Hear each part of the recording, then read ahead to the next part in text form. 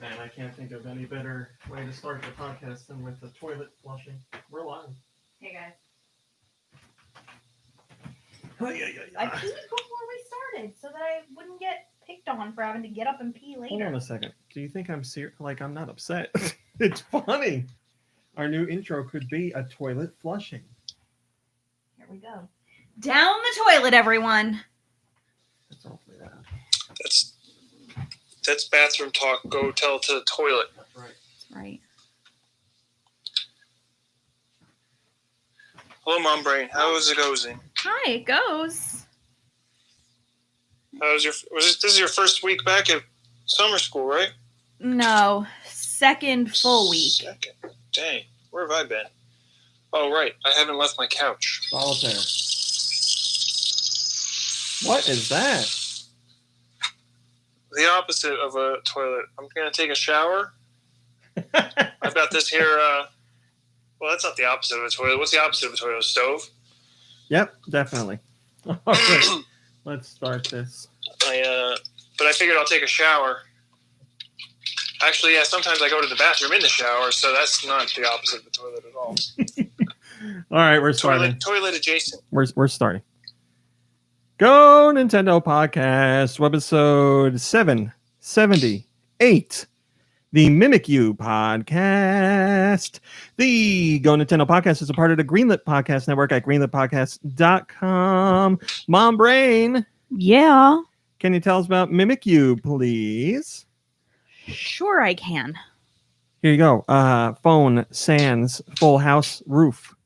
As it should be. Thank you, Nikki Hill. Mimikyu, although it's a quiet, lonely Pokemon, if you try to look at what's under its rag, it will become agitated and Yeah. resist Don't violently. you dare lift up my rag. They're not even an inch tall. They weigh 1.5 pounds.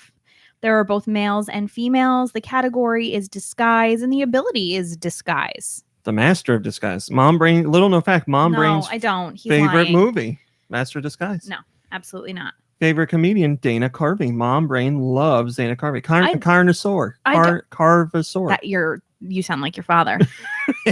I do like Dana Carvey in Wayne's World, of course, but other than that, I can't really think of anything I've loved Dana Carvey in. But Wayne's World is like And Wayne's World too. formative movie experiences for you. That's a big deal. Yeah. Did you know about Wayne's World before? Like, did you watch it on Saturday Night Live? I had seen it on Wow. Saturday Night Live, yeah. I can't imagine you were allowed to stay up that late to see Saturday Night Live. Well, if I had like a sleepover or something. Ooh, you were being bad.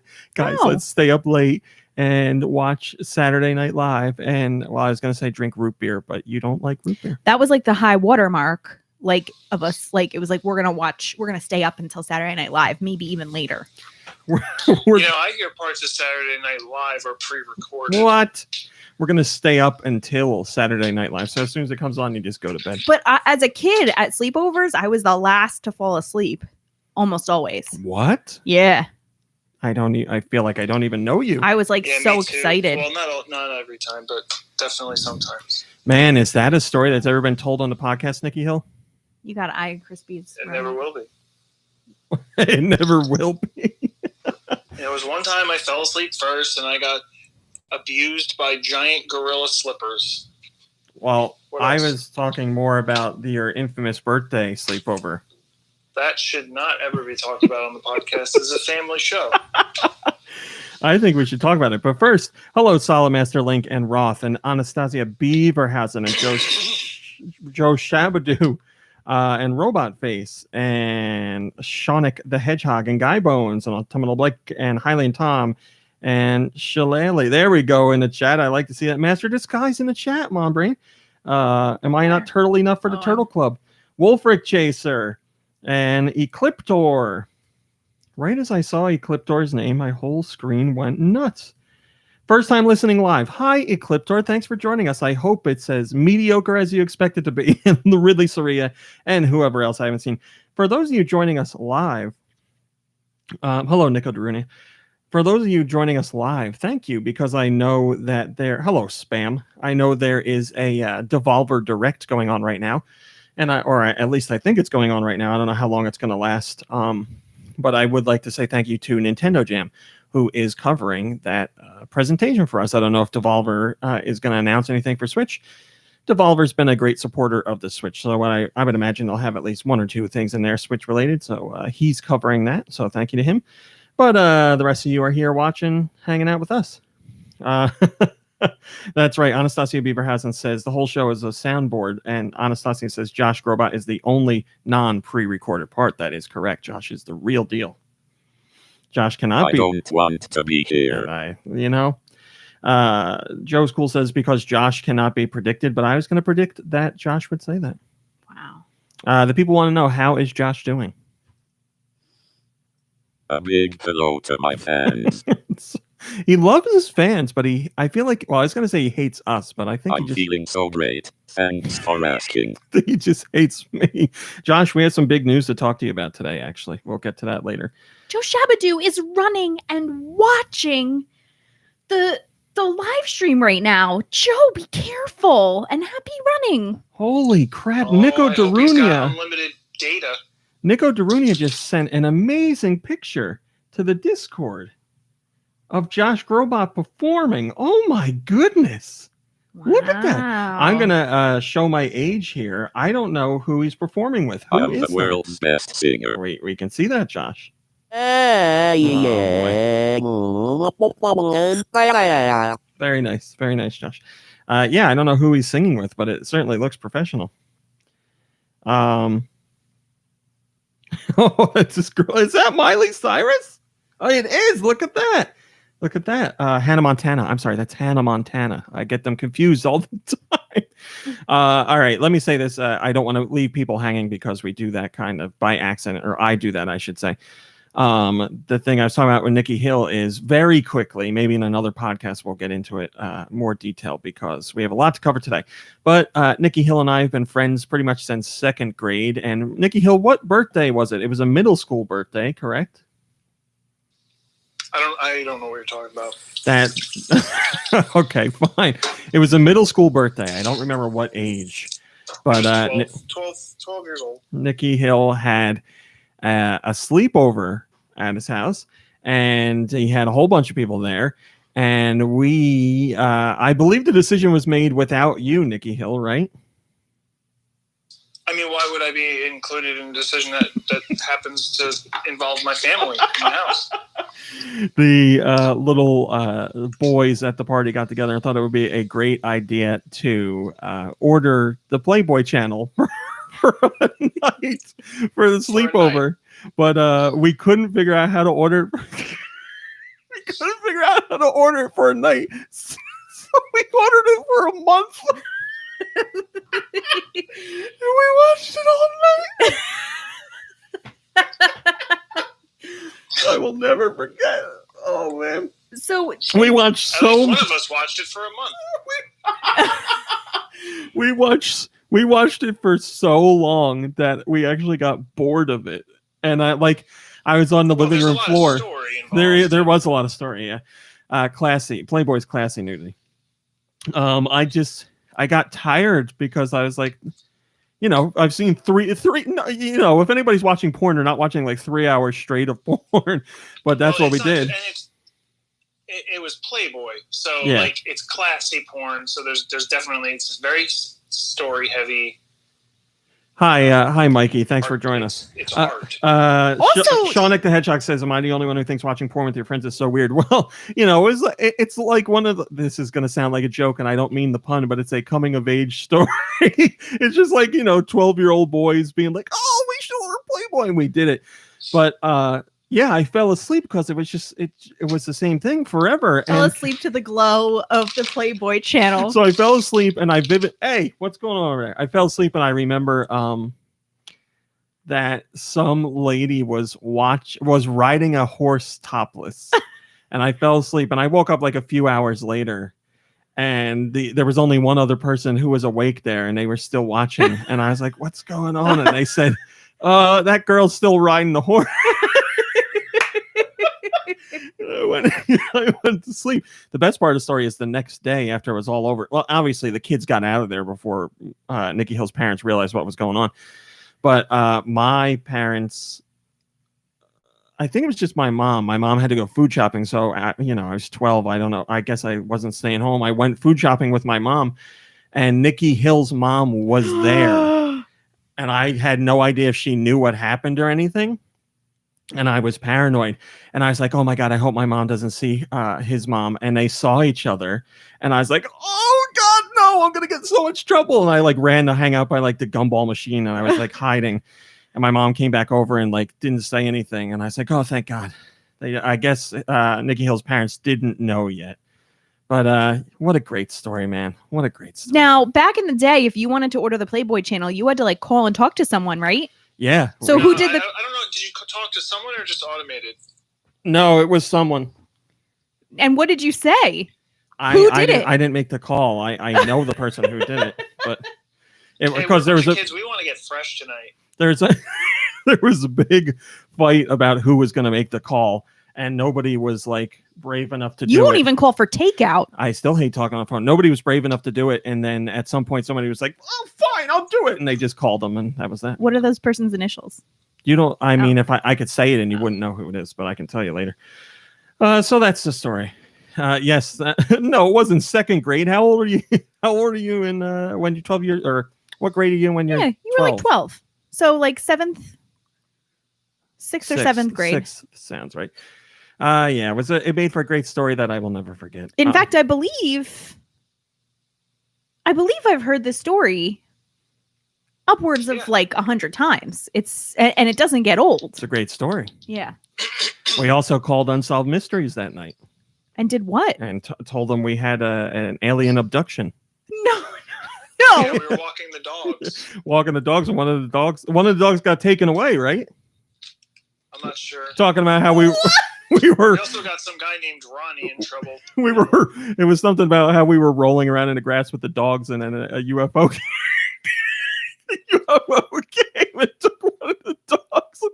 Were you like frantic?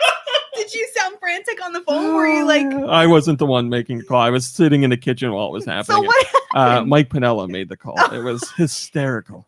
So what happened? And just think about it, like prank calls when you're a child are not convincing. Yeah, right. But we had people on the phone for a really long time. He did a good job. No, I mean we need a lot of calls that night. We did. Don't do any of this, everybody. Now there's like caller ID and everything. Yeah, this was before Star 69 was around too, so you couldn't even do anything. Go play Pin the Tail on the Donkey and have some cake, and everybody gets. Well, I mean, like no kid in their right mind nowadays would be like, let's order the Playboy channel. I don't even know if it's still a thing. Is it a thing? Like you have the internet, you have computers and phones. Sure like you don't have to do any of that. Oh man, that's funny. All right. we got a lot of excuse me, I would like to share the traumatic experience I had this morning. Well, I kind of wanted to move into... okay. No, go ahead. It's all right. So for the last week, Raw Meat has been waking me up in the morning and saying that he wants McDonald's. And every morning it's been like, I can't get there and back in enough time for me to get going with school because I'm teaching online summer school. And so finally this morning he was like, we're doing it. So I got up, I threw some clothes on, brushed my teeth. We ran out and Hi, Ice Grove. Our McDonald's has the two lanes, you can go left or right. And so it, it feeds into two and then goes back into one. So the people, we picked the left lane. There's people moving on both sides. I asked for something and the lady who was taking our order didn't know how to order it or how to find it on the screen or something. She goes, so hold on a minute. And we hear somebody drop an F-bomb behind us or somewhere. And we're looking around and we can't see what's going on that would have caused someone to drop an F-bomb. And then all of a sudden the guy in this big, windowless van behind us beeps his horn and is shaking his fist at me and yelling at me to move because I guess while we were waiting for the lady to figure out the order, people in the right-hand lane were going through and getting in front of us for their pickup. And he started yelling at me. It was terrible. And in true Jersey style, we both gave each other the finger. But it was horrific. He didn't he thought I was just sitting there for no good reason. I don't know what the guy thought was happening because we were we had made our order and that like we were talking to the person. That was Right. it. There was no like sitting there blocking people. It was literally talking to the person at the register through the whatever it is. We wanted like a single And hash finish brown it. and she couldn't figure out how to just order like a plain hash brown And by I guess itself. the guy behind us just thought like we were just sitting there. We had ordered Because and I we was were, a woman behind the wheel, clearly. okay. They didn't know that. Yeah, I'm sure. well, but I guess they just thought that we were blocking the way. And Mom Brain, in typical Mom Brain fashion, got fired up, and I was like, "Let it go. We're never going to see this person again. This doesn't need to become a thing. They obviously have no idea what's going on." I was like, "You could vent about it on the podcast." So there you go. It was really like, Anastasia, that's a great And then she got gift. to work, and it was one of her students. yeah, right. All right. Do you ever do that? Were you ever driving and like you get ticked off at somebody on the road because they cut you off or they do something, and then you get to your destination and you end up following them all the way, and you're like, "Oh, that was you." Sorry. Ridley Soria says, I was under the impression I was listening to a Nintendo podcast, Winky Face. Yeah. Well, you know, sometimes we're Nintendo. Oh my God, this cat, get him out of here. Get him out of here. But All my right. brain, that's exactly, that's one of the main reasons I'm glad for the great pause of 2020. Because people need to learn that stuff. Just chill out. Like, yeah, just take it easy. I mean, Not he worth was it. literally beeping and screaming at me. Like Mom like, Brain is making it much crazier than it was. he There yelled were, the F but word. it doesn't have to be much crazier. There were a Like, couple the fact toots that of the he's doing it horn. at all. I know. I understand he was in the wrong. I get it. But it's not with the way people are today. It's not worth getting into a finger argument over or causing finger road argument. rage. Like, let it go. Like nothing. It was as you if know. we You don't the need to- light But you had didn't a even light. have to get involved. Like, he already raged. Like, Yeah. that's my thing. Well, I mean, like if he got out of the car and came up or something, then okay, I understand. But he's sitting in his car beeping, giving him the finger. Whatever. Let him do it. Whatever. Stu Michaels used to do the old thumbs down. That makes it feel like it's your parents saying, "I'm not angry. I'm just disappointed." in you." Yeah. Speaking of driving in cars, we have a story that I need to talk about because I had lots of people reach out to me to Lots say, of people. "You're going to talk about this on a podcast, right?" And I am. Is it not news? This is not a top story, but it's just so weird that I need to talk about it. There was this game that was supposedly coming to the Switch called Don't Get Caught. And I heard about it from a few people who tipped me off, and I checked it out, and I was like, what in the hell is going on here? I don't know what Oh, this... yeah, that's the story of a bunch of 12-year-olds Yeah. birthday party. Make the call to Playboy when parents aren't looking. It's a game about being... I guess you're picked up in a car, and you're sitting in the back seat, and in the back seat next to you is some, like... dummy doll. I don't know what's going on. And your character, you're playing the character in the back seat, and you have a collection of photos, and they're all weird photos. I believe one of them is like a picture of a guy wearing a tuba. You know how like he had, Mhm. I don't know how else to describe it. And like a picture of like it looked like somebody from like oh God, I can't remember the Village People. Looked like someone from the Village People. I don't know what was going on, but the objective of the game is to sit in the back seat, flip through these pictures, and masturbate. And you don't want to get caught. That's why it's called Don't Get Caught. That's really I don't understand what the hell this game.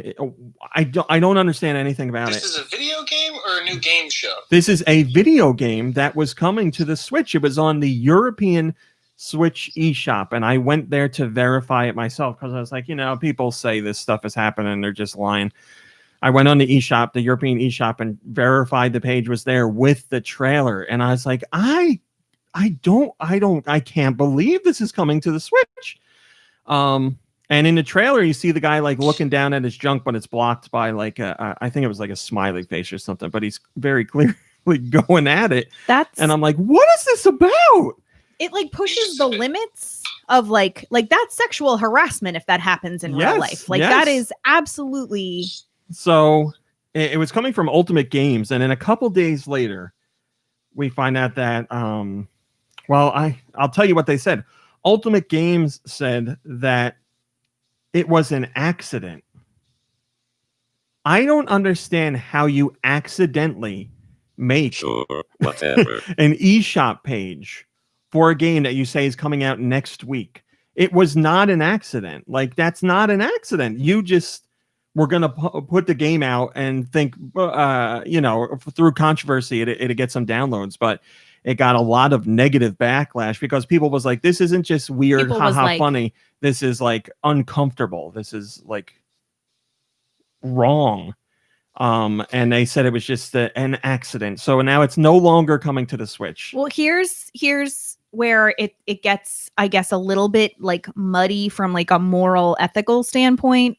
It's not muddy for me, but where I could see people finding it muddy, that like in video games you can like shoot people, and in video game, like, you know, think about all the games like Grand Theft Auto and all that, where like you are expected and rewarded to do illegal things. So like, I guess somebody could argue like, well, where's the line? Like, what, you can't masturbate in the backseat of a car? Like, that's where it's wrong, but like you can kill people. Yes. So, I mean, there's definitely a different feel to that for me. Like that really, like, it's very hard to put it into words, like why, you know, a game like Grand Theft Auto is one thing, but this is, there's just like and I guess it's different for everybody, really. There's a level of like discomfort or unease or like perversity to it. But again, the same could be said for something like Grand Theft Auto. I think what it is, to tell you the truth, the more I think about it, it's more, at least coming from a North American perspective, when you see how things are in North America generally, or I should say United States specifically, we're more okay with violence in our media than we are with anything sexual. So I think it draws. Are you kidding me? well, I guess it's more. You're saying the it's more media in North censored. America Yeah. is, without a doubt, primetime TV is filled with people getting shot and killed and murdered or There's strangled. a whole nother rabbit hole of like the way we sexualize women that I could go down, that I guess makes me think differently. Yeah, but like when you're seeing a trailer for a movie or something, like you see like guns being shot all over the place. I'm not going to say that there's not anything sexual, but yeah, we can show somebody getting shot in the head in a primetime show, but you're not going to see somebody's boobs. Right. So, I mean, you don't see boobs, but like there's like, you know, medication commercials where it's beautiful, you know, people or whatever. I don't know what you're talking about. I don't know. Well, anyway, they, the company said it was an accident, which I don't buy at all. I think they, the backlash came swiftly and they were like, oh, let's just not put it out there. I don't understand. But the game, I believe, I don't know if it's anywhere else. Maybe it's on Steam. I got no idea. But I don't buy it. And people are like, you got to talk about this game. And I'm talking about it. But yes, it's no longer coming to the Switch. So we are safe. Such a strange. I don't know why people would even like consider that. Well, some people, I mean, though, like, I respect that some people have like sexual preferences that might be something you're into. And like, I respect that. But it starts to like really involve Wait a minute. We got to clarify this here. Yeah. I respect somebody getting in the back of a. No, that's what I'm saying. It's like when you're in the back, like I get that some people, like enjoy like the whole thrill of like maybe being caught or maybe being watched. But if it's not consensual, well, how do you do that consensually? We could just, like, hey, pretend, you could role play. Like, hold on. You need to really clarify this. Yes, you are saying. Let's just move on. Pretend. Where's that news? Pretend. Holy crap, Mom Brain. Where are we going here? Yeah, I'm not saying it's acceptable to do that without everybody's adult consent. The way you worded that was well. So my point being, I didn't want to like put down what people are into. As long as it's consensual and safe. I didn't want anyone thinking that like we're fetish shaming. What is your what's your email address, Mom Brain, so people can send you the hate mail? Jesus. You worded that so strangely. I'm so sorry. All right, let's move on. That game's not coming to Switch. We don't have to worry about it anymore. Let's talk about something Mom Brain and I both enjoyed this week after 3 long years. McDonald's. You already talked about that. McDonald's breakfast, hash browns. I got McDonald's breakfast. I've been waiting 3 years for this to come out. because it was announced. I was super excited for it, couldn't wait. And then I was like, what's going on? It's not out. What's going on? Where is it? And the years just rolled on, but now it's here. Close Enough, the new cartoon from J.G. Quintel, the guy who was behind Regular Show, is now available. It is on HBO Max, if you have an HBO Max account, which apparently I do because I have an HBO Now account. So that if you have a Now account, you get Max. So I was like, all right. Well, you know, maybe they could stop putting their ads on my TikTok now. So it's available on HBO Max, but also I know for a fact the full first episode is on YouTube if you want to watch for free. If you want to watch that there to get a taste of what the show is like. Oh man, it's so good. Great. It's so Mom Brain, who you might think is someone who like is fun and loves fun and laughs all the time, really doesn't when it comes to movies and TV shows. It's very hard to get her to laugh. Hey, Beaverhausen found frog TikTok. Welcome. It's very hard to get her to laugh, or it's very rare that you see her laugh at anything on movies, in movies or on TV shows. Yeah. But she was quite frequently laughing at Close Enough. I feel like it's super relatable. Maybe that's why. So Close Enough is all right. So I'm sure some of you are familiar with the Regular Show, which was on Cartoon Network with Mordecai and Rigby, a bird and a raccoon that lived in a park, but they were part of the crew that took care of the park. And it's just filled with all kinds of random humor. I don't even know what else to say about it. And it's so hard to put into words. Close Enough is basically the exact same thing as Regular Show, just with different characters. So Close Enough doesn't have any animal characters, at least not so far. It's about a husband and wife. They're married, right? Yeah. And they have a little kid. They have a 5-year-old kid, and they're living in an apartment with 2 other people because they can't afford. They're living in an apartment with 2 other people because they're spending their money to send their kid to a better school. So they're living with these 2 other people. But yeah, if you watch Regular Show, it's pretty much exactly like Regular Show. It's just crazy. I don't want to spoil things, but I want to at least give an idea of what it is. There's one episode where the dad in the show becomes classroom. What is it?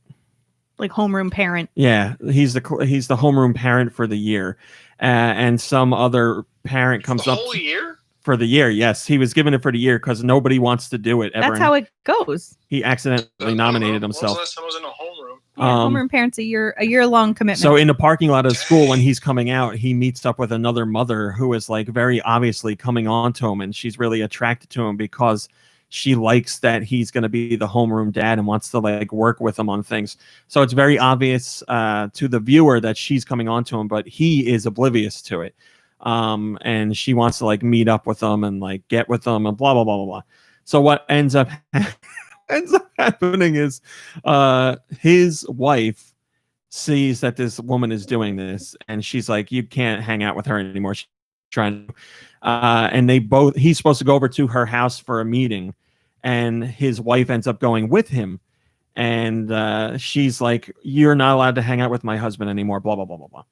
The whole thing is you find out that she doesn't actually have a student at the school. She has like a dummy baby doll that she carries around, and they find out by going to her house, and like they see the kid watching TV, and the dad goes up to talk to him, and like touches the kid and turns it around. It's like a doll with like buttons stuffed with hay. And then it turns into like a whole chase down the highway to try and stop her from doing something. It's really weird, but it's really funny. That's cool. Just so everybody listening, you don't have to watch it now. Well, there's no, thanks for the update. There's 8 episodes altogether, but each episode has two episodes in it because they're each like 11 minutes long or 15 minutes long. Where does one see this? Are you really asking that? Is it Adult Swim? Not listening. Now I know for a fact I told this one. It's on HBO Max. Oh, you told me that a long time ago. I said it today too. on the maybe. show. Positive. Mom Brain, right? I said Yes. HBO Max. I haven't gone over to Amazon Prime where I have my HBO account, because I've been too deep into games and I keep calling it unclaimed freight, unsolved mysteries. You see the new episode of Unclaimed Freight? All right, we talked about close enough. I have to talk about Josh. I have to talk to Josh Grobot for a second. Something video game related. Josh Grobot, my friend. I'm a hardcore gamer. You are a hardcore gamer. Did you hear the news about Tetris? No, not at all. Josh. Did you know you can play Tetris for free on Tetris.com? I did know that, Josh. Josh. Yes, I really did. Did you know that if you play the mobile version of Tetris, they have updated it. You download the Tetris app. It's now kind of got a little HQ going on with it. You play against other real people at 7:30 every night. And depending on how long you make it or how long you're in the game and your score, you can win up to $500. Why would you say that? Did you say what? Mobile on your phone? Yeah. What does that mean? Well, I could play it on the move on my Switch. No, on your cellular device. Yes, you download the Tetris app on your Android or your iPhone. That means I have to learn the touch controls. the controls for it. Yeah. Yeah, I mean, playing Tetris touchscreen isn't the best, but to tell you the truth, the controls Tetris touch screen. work pretty well. And yeah, you just play. You can play with, like, if you download the app, you can play regular Tetris too. You don't have. It's not just for this online stuff. But 7:30 every night they do a competition, and you have a chance of winning up to $500. At least $500 so far. They give away $5,000. I don't care. Okay. So I have another question about Tetris. So yeah, download the app. It's free. 7:30 every night. Play for money. Yes. Did you know you can play Tetris for free on Tetris.com? Josh, this HBO Tetris is is so free talented. too. Is that what I sound like? That What is was the name of that cartoon on HBO? close enough. I don't know, say close enough. It's not on HBO. It's on HBO Max. So I don't have it. Thanks so much. Well, I don't know. Did you download the HBO Max app? Did you go to HBOMax.com? Is it close enough or the close enough? No, it is close enough. And Kirby, yes, I did mention unclaimed freight because that's what I call oh my god, I did it again. Hi, Tony. Unsolved mysteries. Did you see what Kirby said? I drove what is it? by one the Oh, other I day and I drove by yelled the out other day. unclaimed freight. But you can't yell that's- unclaimed freight. You got to yell. Oh, you have to say Unclaimed unclaimed freight. freight. Yes, it's not the Tetris on mobile is not EA anymore. It used to be EA, but now it's just Tetris, as far as I know, just regular So- Tetris doing Tetris. I was looking through the eShop channel, and there's a Tetraminos game. Yeah, I saw It's that. very much like Tetris. Yeah, I saw that. I think they're trying to cash in a little bit. Well, that's a little bit of Nintendo news. Why don't we do some more? Aren't Tetraminos, isn't that licensed though? I don't think the term Tetraminos is trademarked. Tetris is though. You don't think that's trademarked? Well, look it up. Go ahead. No, Mom, but bring. you're the one that worked for Tetris.com. Yeah, I didn't know the legality. But you needed to mention, like, you couldn't call them anything but Tetraminos. Yes, that is Did you know correct. you can play Tetris for free on Man, that sounds, I Tetris.com? would think that it was like a... They didn't say I right have to call it that because that's the legal name. They said that's the correct name. Wow, somebody found a loophole. Also, by the way, hi, Rudy Duty. Rudy Duty's joining us for each podcast as well. All right, Mom Brain, can you hit me with that news jingle? There we go. Thank you, Mom Brain. This felt like it happened months ago, but apparently it happened 7 days ago. There were two Spanish voice actors who worked on The Legend of Zelda Breath of the... So you said boys. Two Spanish voice actors. who worked on Breath of the Wild, and they were on a podcast called A Coffee with Nintendo, where they were talking about their work on Breath of the Wild, and they got into some discussion about Breath of the Wild 2. And we've seen a whole bunch of different translations. We don't know really what the context is. We don't really know, because some people who are native Spanish speakers say one thing, and some people who are native Spanish speakers say another thing. So it's all how people are taking it. So I will tell you to take this with a grain of salt. But it seems like the two people who were talking about this were tiptoeing around the fact that they have recorded lines for Breath of the Wild 2, which would give us at least some indication of the game's progress. Now, obviously, Nintendo's not going to talk about that, and these people can't come right out and say that they did it because they're surely under NDA. But some people who did the translation seem to say that the way the conversation goes makes it very clear that they have worked on the game, but they're dancing around saying it because they're not allowed to say it. And other people are saying that the words are being taken out of context. So when you have native speakers unable to agree either way, then I don't know what to tell you. But it's been a whole interesting situation.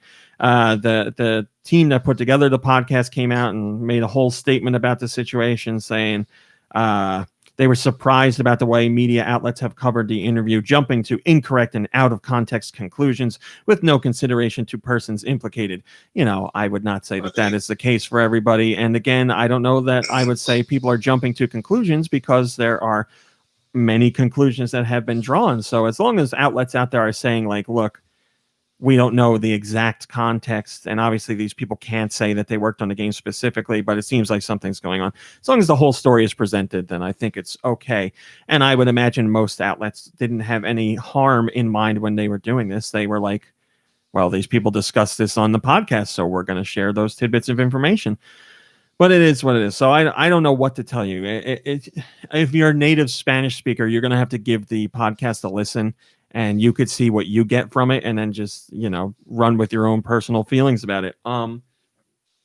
If you want to do that, we have a link to the podcast as well as the timestamp for when stuff is said. Is that the new Zelda game? A link to the podcast? That's right. Excuse me, I have something in my eye. Oh, the cat's laying down, and you're gonna get up. Okay, I'll wait. Kendrick Lamario says, man, if this is Nintendo's big holiday game for the year, that would be insane. It seems like it would be too soon, but by the end of the year, it'll have been nearly 3 years since Breath of the Wild. Breath of the Wild is really the only 3D Zelda that had such an excessive wait between games. Every other game was 3 years apart, aside from Skyward Sword being 4. Assuming they're reusing assets and potentially even building off of the same map, a release this year could definitely happen. Guess we'll find it whenever this next direct drops. Maybe. I don't. If it's coming this year, yeah, I would imagine if there is another direct this year, we would hear about it. We would hear about it during that direct. But who knows when that's happening? Nikki Hill. Yeah, what's up? Could you? I never played it. Mute? I know. I was just gonna say, can you mute when you're not talking? Oh, he did. Oh, thank you. Just cause we get the hiss. I don't want to be unless that's you hissing. Yeah, here we go. Thank you, Nikki Hill.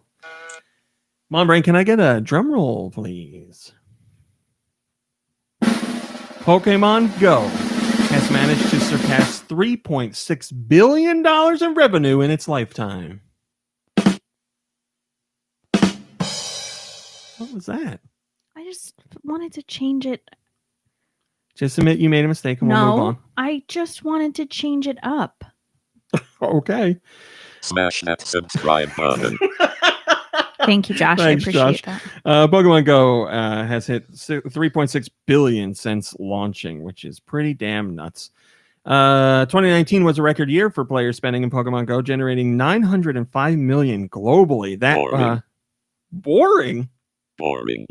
Josh, why don't you like Pokemon Go? I'm a hardcore gamer. Oh, touche, my friend. Previous best year was 2016, when it generated an estimated 832 million in just 6 months. United States has generated 1.3 billion, or 35% of that. Japan comes in at number 2. Google Play accounts for 1.9 billion of that, or 53% of player spending in the App Store accounts for 1.7 billion. Pokemon Go has accumulated 576 million unique downloads, more than 500 million unique downloads for that game. That is nuts. US accounts for 105 million downloads. followed by Brazil with number 2. That's really interesting. So 105 million in US, and then Brazil had 63 million. Mexico's number 3 with 36 million. And blah, blah, blah, and blah, blah, blah. And first half of 2020, Pokemon Go has generated 445 million. So that's really amazing. And even more impressive when you consider how we've been in lockdown. People and Niantic has really gone ahead and changed how the game can be played.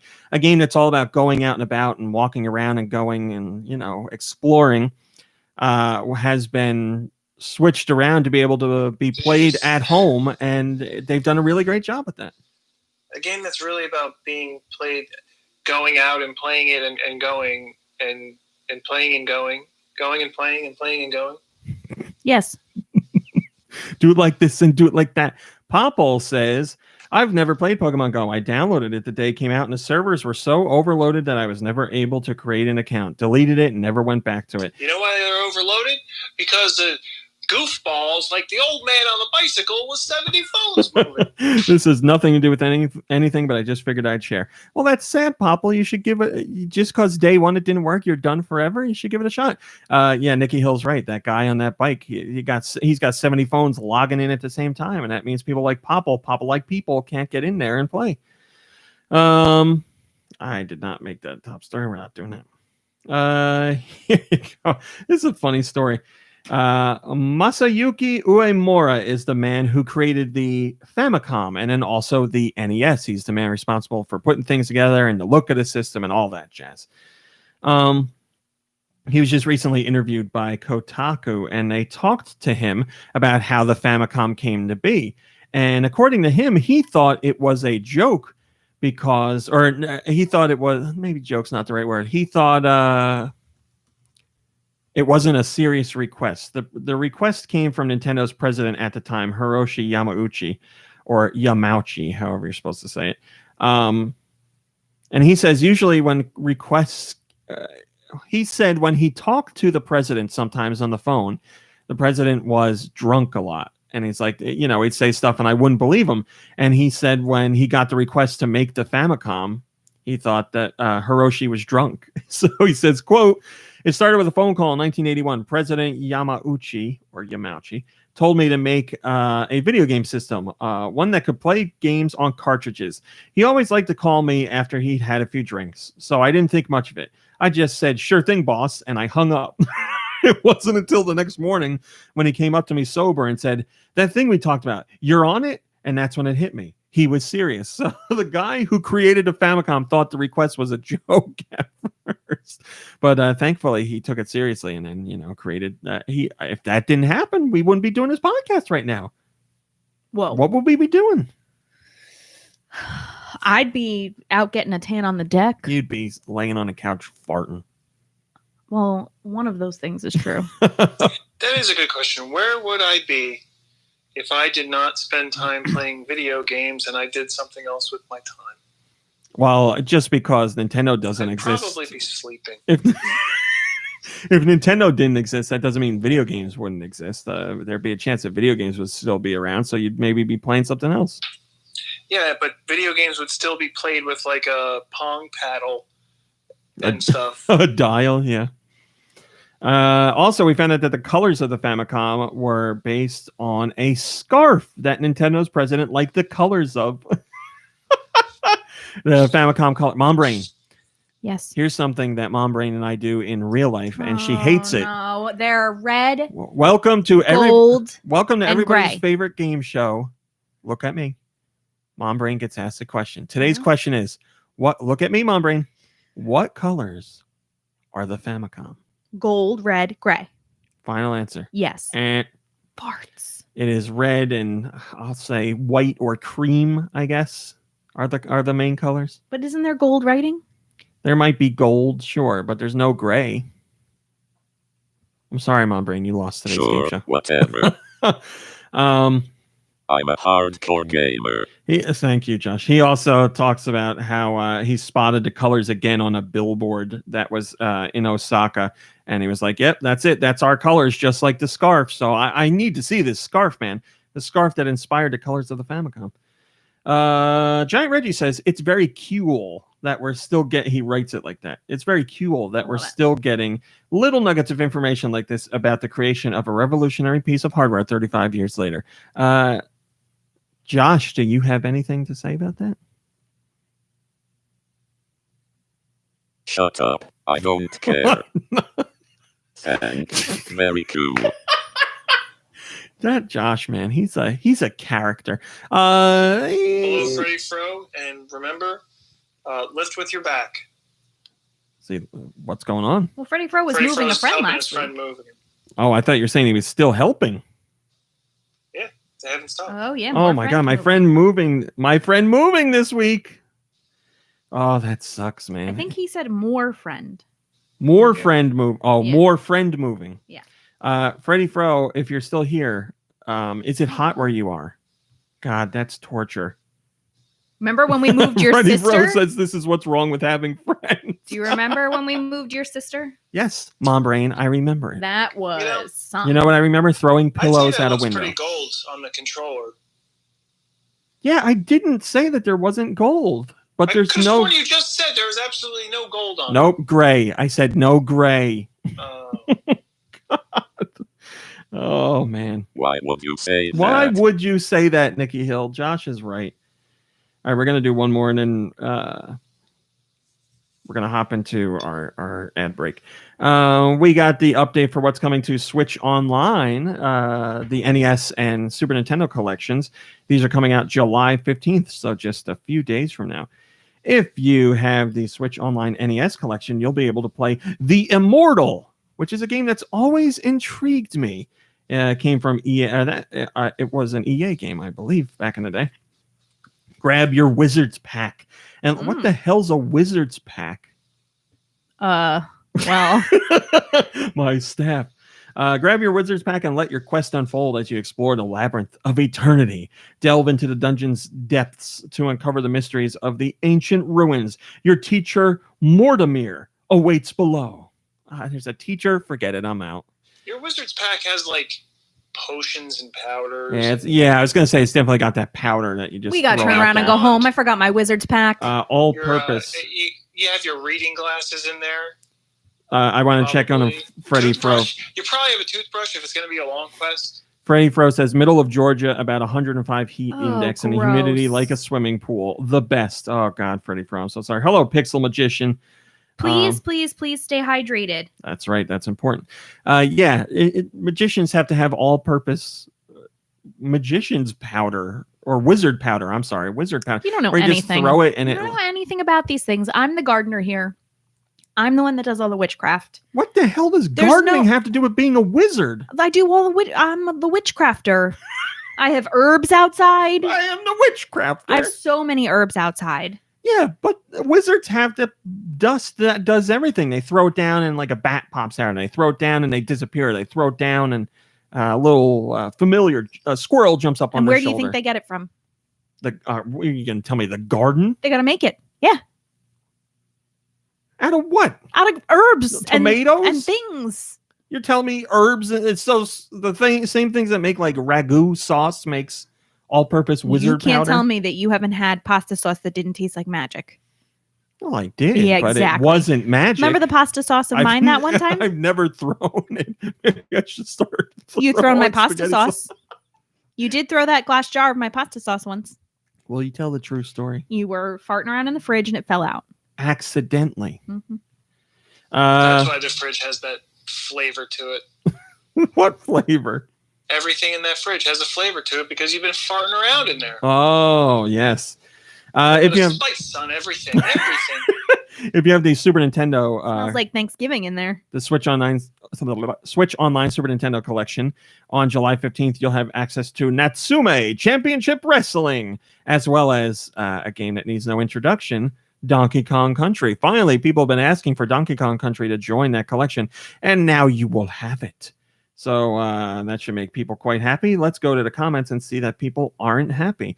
First comment comes from JD, and it says, no Donkey Kong Country 2. I think he's joking. Yes, we'll obviously get Donkey Kong Country 2 at some point, but for this coming week, it is the original Donkey Kong Country. I was talking to PC this week, about video games. She just finished Donkey Kong Country Tropical Freeze recently. And I found out that she's played Donkey Kong Country 1 and 2, never played 3, didn't even know that Donkey Kong Country Returns existed. So she's a huge Donkey Kong Country fan, and now she's got so much more to look forward to. Is she still playing Bioshock 2, or did she finish her? I don't know. I'll have to ask her. I know she was playing Tropical Freeze, and she's going back in to get extra stuff. And she's also she started The Last of Us 2 recently. So she'll be quite busy with games. Mom, don't waste your time, am I right? Mom Brain. What a snooze fest that game was. Can you hit us up with our ad break, please? We'll be back in less than a minute. I'm just looking at the cat's beans and it's making me tear up. Because we'll be back in less than a minute. Ellen, in 15 seconds, what is Nice Games Club? It's our game dev podcast. Steven, help! Game mechanics, accessibility, art and animation, level design, prototyping. Everything that goes into making video games. How's that, Mark? Nice. Listen to Nice Games Club wherever you get your podcasts or at nicegames.club.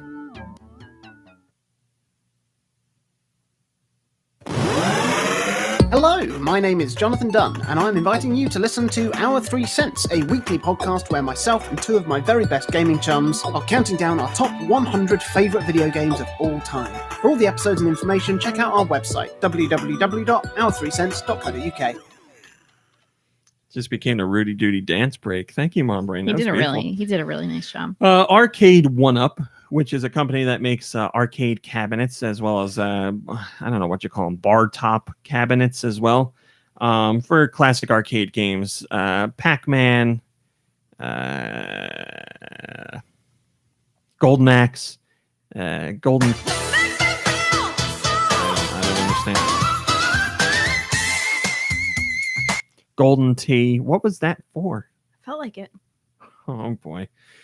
They have said that they want to work with Nintendo, but they just haven't been able to do it. Tastemakers, which is the company that's involved with Arcade that girl Claire? That's right.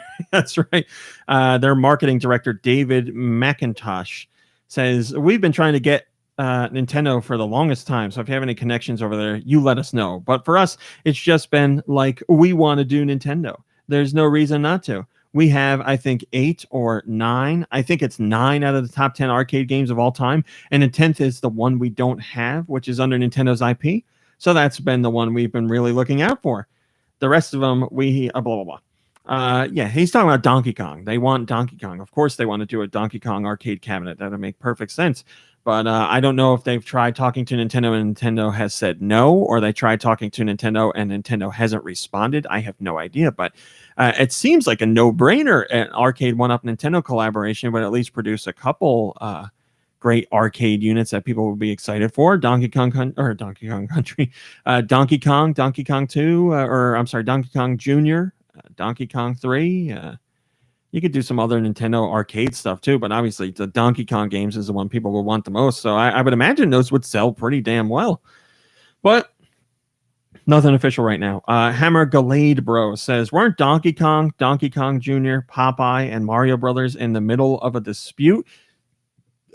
Granted, we've got the Arcade Archives versions, but still, did they solve it? I don't know. I'm going to have to look into that. I don't know that answer off the top of my head. Moving on, we have the top software sales. We have hardware numbers too, but top software sales in Japan for the first half of 2020. Your top 10. All right, here we go. Let's do this. It's not MPD, but it's still sales numbers. I don't know. Mom Brain and Nikki Hill. We're looking for the top 10 best-selling games in Japan for the first half of 2020. Nikki Hill says Animal Crossing. That is correct. That is number 1. 5 million units sold so far, and that's physical only. Final Fantasy VII Remake. Are you reading this? No. Final Fantasy VII Remake is number 2. Yes. Wow. Here's listen to this. So Animal Crossing sold 5 million plus physically in Japan so far for the first half of 2020. The next game is Final Fantasy VII Remake. That's in a second place overall, and that has sold 931,000 units. Look at the difference between those two games. That is crazy. All right, continue on. I can't think. Is there a Pokemon on there? You must be reading this. I'm not. I swear I'm not. Pokemon Sword and Shield is number 3. Yes, with 650,000 units sold in the first half of 2020, making for a total of 3.6 million units so far. Breath of the How Wild. many are there? 10? Like I can't even think There of any are other 10. games that were new right now. Breath of the Wild is not there, no. Mario Kart. Mario Kart 8 Deluxe is, yes, number 5 with Oh, 346,000 sold. Smash Brothers. Smash Brothers is number 6, yes. Wow. 284,000. You guys have missed number 4, though. Yeah. Odyssey. Nope. I mean, they're not big on sports games there, right? No. Splatoon. There are no sports here. No Splatoon. And this is all across all networks or platforms. All networks, yes. The Sony network, the Xbox network. Yep, all of them. All right, I'll give you hints. Number 4. It's about exercise. Ring Fit. Ring Fit Adventure, number 4, Oh, 577,000 units sold. Okay, what is this? 8, 9, 10. Yes, number 8. It's been around for over 10 years. Still a phenomenon. Played by hundreds. Minecraft? Yes, Minecraft. Number 9. It's a remake of a series that's been around since the early PlayStation days. Mid-90s, or late 90s. Huge franchise. There's movies about it. There's a TV show Silent Hill? adaptation coming out. No. Wait, what did she just say? Silent Hill. She said Silent Hill. There's been like Resident a Evil. lot. Yes, Resident Evil. Okay, and the next one. Oh no, this is number 9. You're never gonna get this. I'll just tell you. Pokemon Mystery Dungeon is number 9, and then number 10. I don't think you'll get either. Yakuza 7 is number 10. Definitely not. And obviously, hardware is Switch is number 1, of course. Another 2.6 million sold in just the first. Hey, we half did a of great the year. job. You did do a good job. Nikki Hill, in particular, did a fantastic job. Is that what I sound like? He's got your number, Nikki Hill. Guy Bone We'll says, just have to wait and see. "Whoa." Is that what I sound like? Guy Bone says, Wait a minute, was that Josh? He's Is that what I sound like? Mimicking that? Is that what I sound like? Josh, how are you doing that? Is that what I sound like? Guy Bone says, nobody knows money like Tom Nook. Yeah, that Tom Nook's raking in the bells, baby. We're not doing that until later. North American eShop. What do we got? I'll tell you. We got Crosscode. We also got Deadly Premonition 2, A Blessing in Disguise. The Blessing. Bloodstained, Curse of the Moon 2. Neon Abyss. Blah, blah, blah, blah, blah, but we're not doing that. Arcade Archives, P47. Creepy Tale. Crowdy Farm Puzzle. Dangerous Relationship. Demons Rise, War for the Deep. Distraint 2. Oh boy. Eagle Talon versus Horde of the Flies. Elden, Path of the Forgotten. Gas Station Highway Services. Loran. Love Letter from Thief X. Pangean. Retro Game Pack. Res Please. Robozaro. Solitaire Tri-Peaks Flowers. Story of Seasons, Friends of Mineral Town. Switchy Road Deluxe. The Great Perhaps. Trouble Days. Void Terrarium. And also on the 3DS this week, Dungeon Runner. So there you go. That is this week's titles. You guys, Orion says, ugh. I was waiting on getting Crosscode for Switch release, but apparently its developer is so incompetent that he couldn't get it running without noticeable and consistent slowdown. And it's also more expensive than a Steam release. Guess I'll be skipping out on the Switch version. I hadn't heard that it was a bad port. That's news to me. I'll have to look into that. Joshua Grobot, can you help us out here? What are the next European masterpieces? Let's find out with Nicky's sweet releases. Thank you. Is that what I sound like? That is what you sound Is that like, what my I friend. sound like? That is also what you sound like. So these are the games that came out this past week, right? Europe does it a little differently, so most of them should be out. Yeah. In case you missed it, these are the games that are mostly available or coming out within a day or two. Let's see what we got. Catherine, Full Body. Ooh. Deadly Premonition 2, A Blessing in Disguise. Ooh. My Universe, My Baby. There. Oh boy, Twitter had a field day when I posted about that, because I posted my baby is on Switch and people were like, congratulations. They're like, why is your baby? So it was a fun time. Are you kidding me? Like, you can't put a baby on a Switch. Well, they did it. The crazy people at Microids did it. My Universe, My Baby. Story of Seasons, Friends of Mineral Town. How about this one? Void Trillimo. Or Void what it? Terrarium. Void Terrarium, yes. 1993, Shenandoah. That's a shmup. That's a shmup? That's a shmup. An old Western shmup? No. Oh, 1993. Yeah, it's not that old. Bloodstained, Curse of the Moon 2. Creepy Tale. I like that name. Cross Code. Crowdy Farm Puzzle. The old Crowdy Farm needs your smart head. Dangerous Relationship. You finally land a job in show business, which you had only ever known about through TV and magazines. In a single day, you end up meeting an idol, an actor, a model, a musician, and a comedian. And from that day on, you suddenly change from being an ordinary citizen to being a celebrity's girlfriend. Oh.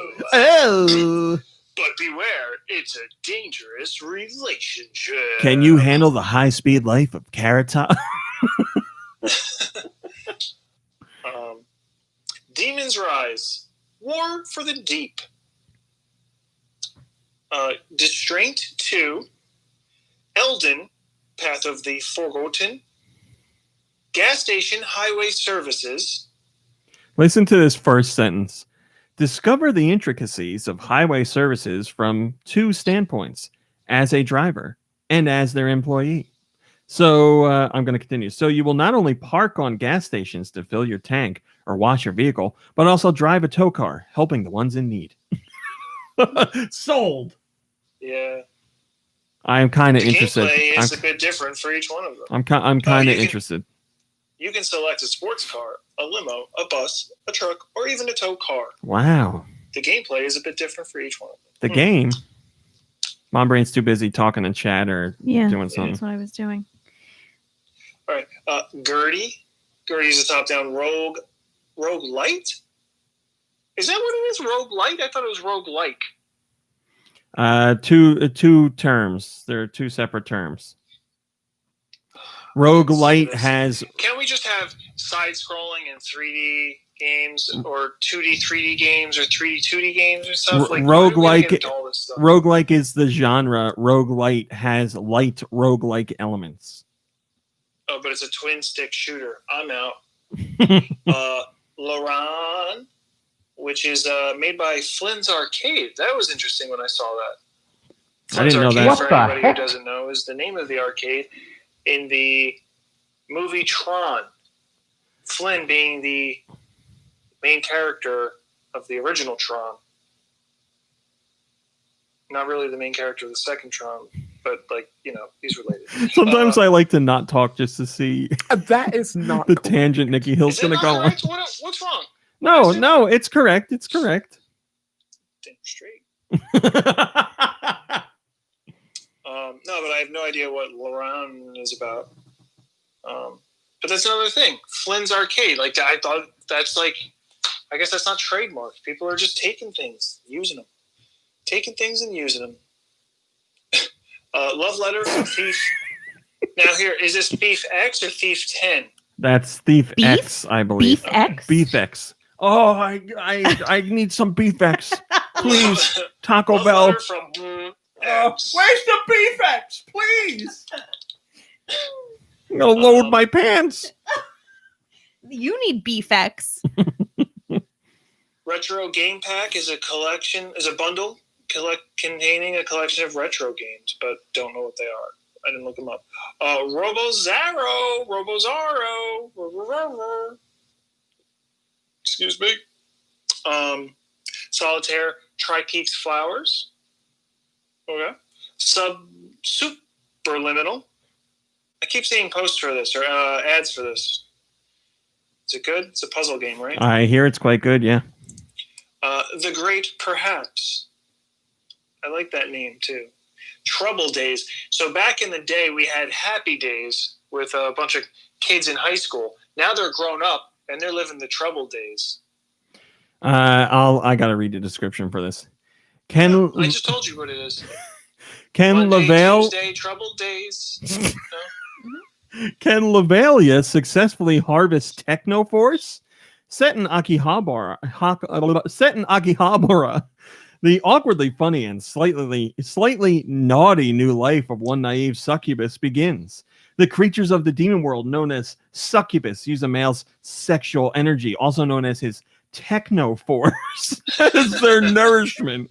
One day, one such succubus known as Lavalia appears suddenly before the main character to steal the power of his lust, known as his Technoforce. They really want to drive a male's sexual energy known as his Technoforce. The power of his lust. Oh, You man. underestimate the power of the dark side. So, You underestimate the power of my Technoforce. Quick question, Mom Brain.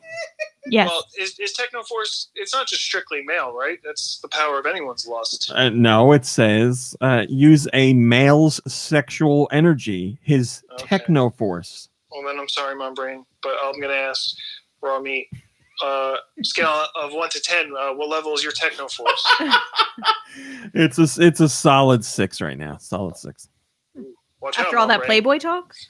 That's right. Bring back great memories of that slumber party.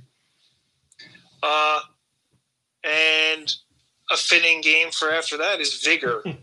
I need to stress that this is the paid version of Vigor for $20. You have to get the Founders Pack. The free version of Vigor comes out later this year. And I'm very sad because last week's podcast, you could tell I was excited for Vigor to release because I really enjoyed the beta that I played. And I was looking forward to playing it with other people this week. But unfortunately, it's the Founders Pack and it's $20. So 18 here in Europe. Or gonna 18 pounds. wait. Yeah, if you wait, you can get the full game for free.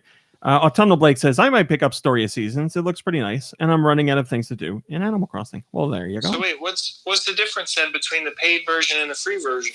The Founders Pack gets you some extra like crafting materials and some clothing that you can't get otherwise. It's just to show people like I bought the Founders Pack, stuff like that. So, but would you not want to support the company and the people who made the game? I mean, I do, yeah, but I want to play it with you guys, and you're not going to buy it. And what if I did buy it? All right, well then, as long as I get one person, then yes. We'll talk about this later. Okay. We'll talk about it later. We had a top story about Nintendo hosting a Treehouse Live event, which we will just... we're going to talk about it right now because we don't have another top story for it. So they announced that Treehouse Live event to show off Paper Mario: The Origami King. They showed you roughly 20 minutes of gameplay from that. Nothing mind-blowing in there. Just another look at the game before it releases. But they also said that they are going to feature a first... let me say this. Quote, a first reveal and gameplay for a title in a franchise new to developer WayForward. And people got really excited, myself included. And 30 minutes after Nintendo posted this tweet that revealed this, they clarified the tweet saying that WayForward's new title is based on a third-party property because people were like, oh my God, WayForward's doing Wario or WayForward's going to work on a Metroid game. So they clarified. But after the clarification, people were still excited because they're like, oh, Nintendo's doing a Treehouse Live where they're showing off their own game and then a WayForward game. Like, why have them on the stream unless it's something notable? And we were all watching with excitement, included myself. And then they revealed the game, and it's a Bakugan game, which most people didn't even know that Bakugan was still around. Now, here's the bad thing.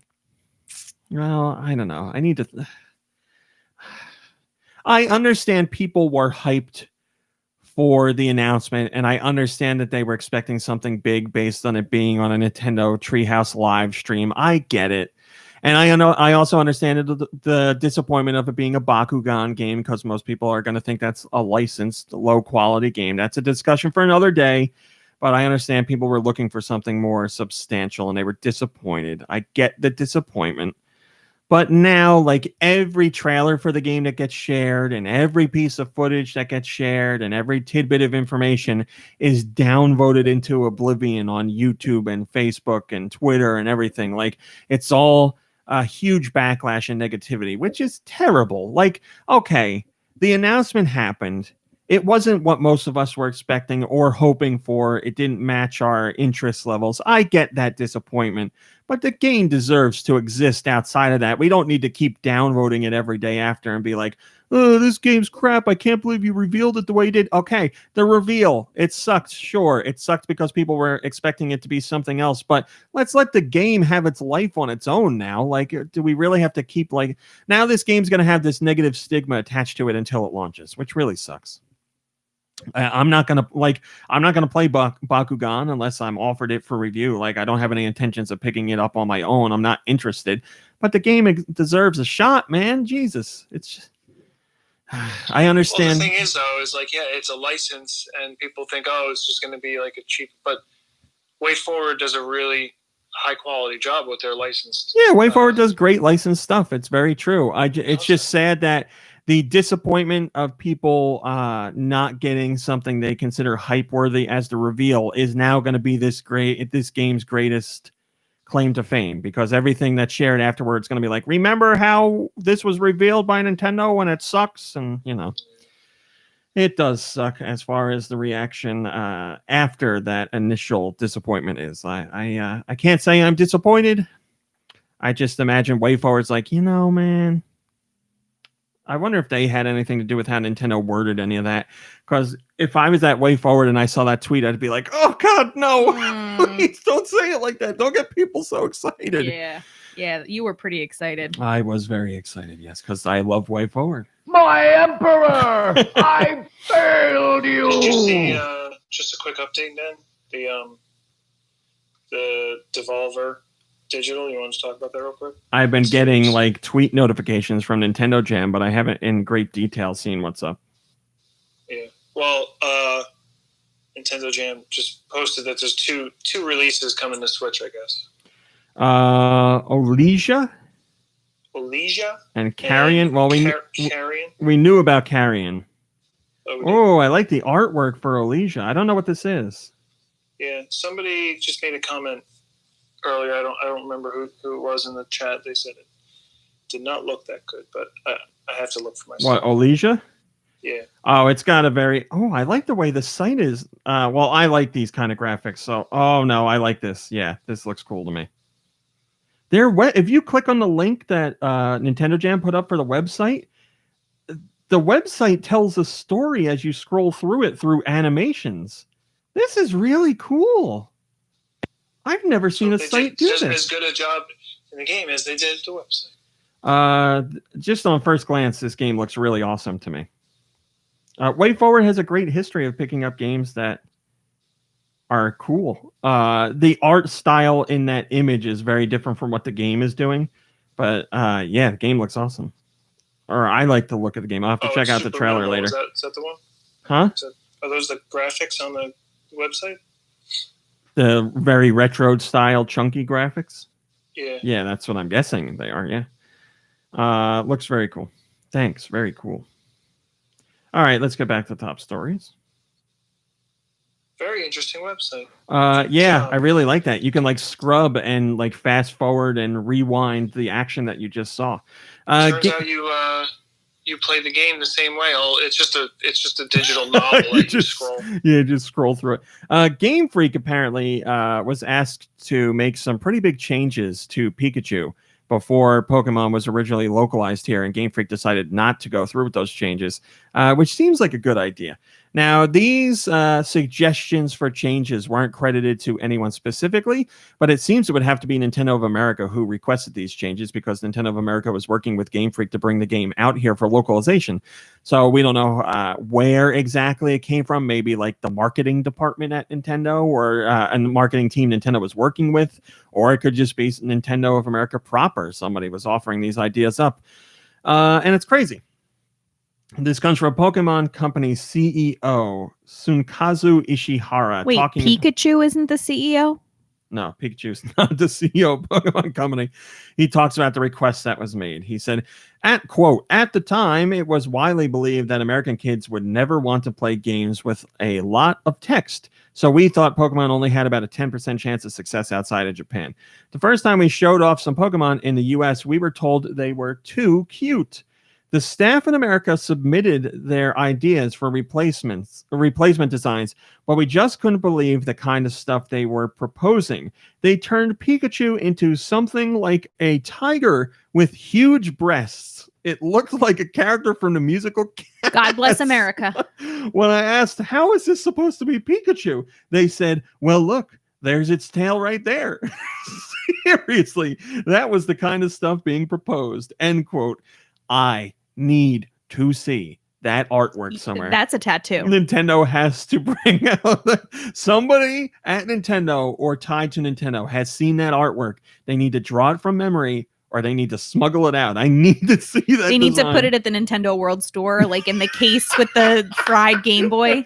Here's artwork from when we almost ruined Pokemon. Number 224 on GoNintendo says, tiger with huge breasts. And then he shares a picture of the Pokemon, and I can't remember his name because I suck. It's the big red tiger guy that does all the wrestling moves, and he's in Smash Brothers, and I can't remember. That's terrible. Hello, Mine Without a Cause. What's that guy's name? Incineroar. Oh, I remember. No, is that right? Don't look at me. I have no idea. I got so excited because I thought that was his name. Incineroar. It is. I got it right. I got a Pokemon. Incineroar. Nice work, bud. Hello, Darmani. Thanks for joining us. So yeah, that would have been an interesting look. I guess you could see how Incineroar kind of looks like. Well, it's definitely a tiger with huge breasts. It's just, male pecs rather than female. I believe they call them Doban Honkaros, as the internet has taught me. We have a rumor of Tomb Raider coming to the Switch. It's a Tomb Raider collection. What we can tell you for fact is Square Enix has grabbed a trademark for Tomb Raider Ultimate Experience. They grabbed it in 2018 and they re-upped it in 2020. So that part is 100% true. The rumor part is that there's an image floating around saying that it's going to be a collection of Tomb Raider games, and it looks like it'll be one of the original Tomb Raider games and from the Tomb Raider era that was around the next decade, and then something more modern as well. And it says, relive Laura's greatest adventures in one ultimate package coming August 27th to the Switch. That would certainly be nice for the Switch because we don't get Nintendo fans haven't gotten much in the way of Tomb Raider games over the years, so having a nice collection would be enjoyable. Hinf on GoNintendo says Lara Croft for Smash 2020. Lara Croft and Smash Brothers would be kind of cool, I think. Can I get my drum roll again, please, Mumbrain? Your drum roll? There was an auction for Super Mario Brothers. A pristine copy of it. Graded 9.4. What is this drum roll for? And it brought in $114,000 at auction. This is the new world record for a video game auction. A pristine boxed copy, unopened, of Super Mario Brothers, graded in A+, 9.4. Do you know what I saw the other day? $114,000. I was looking for a candy that I used to eat as a kid that Rummy didn't remember. Tootsie Rolls. They're like gummy jellies. And they came in like a little mold. Peach rings. Like a little package. Oh, I could go for some more peach rings. I know. I was thinking that. Do they make other fruit rings? Like, are there apples rings? Are. Yeah. Are there grape rings? I don't think so. Kiwi watermelon rings? would be nice too. Oh yeah, watermelon would be great. Maybe I'll go get some. Where are your ring candies, please? Your finest ring candies. There used to be a great candy store at the mall called Candy Co. And we would go there and fill up bags of candy before we went into the movies. It's Candy Kong, Mom. What was I saying? Oh, before store. Oh, I was talking about. We start talking about candy. Wait. What? A candy you forgot I about. would like to Right. get you on track, but Hey, what? So there's this jelly candy, and it came in like a little like form, and then you peeled the foil off the back, and you like it was like not Jello consistency and not gummy bear consistency. It was somewhere in the middle. Ecstasy. Yeah. isn't that like the new craze on TikTok and YouTube where people? Oh, those. I want to try those things. Yeah. Yeah. Why is that like a thing? It's just all these people just doing that for a video. Like we already see what happens. Nikki Hill just Yeah, got right. old. How old is that? Why are all these people doing videos and having fun? Stop it. We saw it once. That's enough. So as I was looking for those, I found a mint condition, unopened, boxed creepy crawlers maker for like, Creepy crawlers. I think it was like a couple $100. I used to make creepy crawlers out the ass, man. I was like, yeah, a neon green and black scorpion. This is awesome. I used to make them all the time. Blue and red worm. You'd never see a worm like this. Yeah, I loved creepy crawlers. I would You still don't do. eat creepy crawlers though, right? You don't? They made them where you can. Wasn't there a creepy crawler like thing where you made it? It was candy. No, that's a tasty bake oven, Nikki Hill. Easy bake oven. Easy bake. Ooh. Tasty. Um, Easy taste. creepy crawlers though, that's like it's pretty dangerous, right? It's like a science kit. Yeah. It's like a little oven. Yeah, you got to be careful with that stuff. You can get burned. Sorry, your phone was adjusted because Mom Brain was getting a call. Whatever. First comment comes from Oh my God. Robot Face said, I filled a mason jar with them. It became a solid thing that I could never remove. Grantimus says, man, the fortunes I've squandered. Yeah, you could have, if you just saved that $114,000, you could have had a copy of Super Mario Brothers. Didn't that happen to JTS with the gummy bears? The bag of gummy bears that became just a big, huge brick? Mime Without a Cause says Nikki Hill is correct about the edible creepy crawlers. And yes, JTS had they were sitting in... They were sitting in a car for like a whole day in the sun, and they like melted. at college or something like that. And it was like a chunk. You would bite pieces out of the chunk. Yeah. JTS also, there was a dog in the family, or like I don't know, somebody's dog ate like a whole bag of gummy bears, and when it digested it, it pooped out a giant. Like it had a lot of trouble, and it was like one giant jelly log. Oh man. All right, our final top story today is GameStop has once again added another bunch of unnamed SKUs for Switch games to their computer system. 1, 2, 3, 4. There's at least 4 in there. And this usually happens before there's some announcements. And also, Nintendo had let GameStop know that their retail integration services were going to undergo maintenance. And again, this usually happens when new games are announced. So there's been rumors recently of a new Nintendo Direct coming out sometime around the rumor is the 21st. But this maintenance is happening this coming week. So I don't know, guys. I don't know. We're all hungry for a Nintendo Direct. We'll see what happens. Grantimus says, all right, finally, here comes Metroid Prime Trilogy, Super Mario Remastered Collection, Breath of the Wild 2, and The Last of Us Demastered. There you go. You got all the inside information right there from Grantimus. That's it. That's our top stories. Top stories. Mom Brain. Thanks for listening. Thanks for watching. Goodbye, everybody. Bye, everybody. Bye. What have you been playing? Animal Crossing. Wow, that's great. Been doing some diving in the ocean, wearing my wetsuit the other day. I saw Rolled fishing today. Oh, yeah. Today's fishing In tournament. the smallest area possible. Yeah, I have like a little moat. It's like a 1x1 square that he's Yep, I terraformed fishing. a little moat around my house. Timing is the key, he says. Yep. And so I've been playing Animal Crossing. I've been diving, and I for some weird, bizarre reason, I find it, well, first of all, let me preface this with, I have been dying to get to the beach for like months now. In real life. In real life. But I know that it's probably not the safest thing I can do. And so I am not going to the beach. And it's like Why don't really... you just make a beach in a backyard. Go throw some sand down by the creek.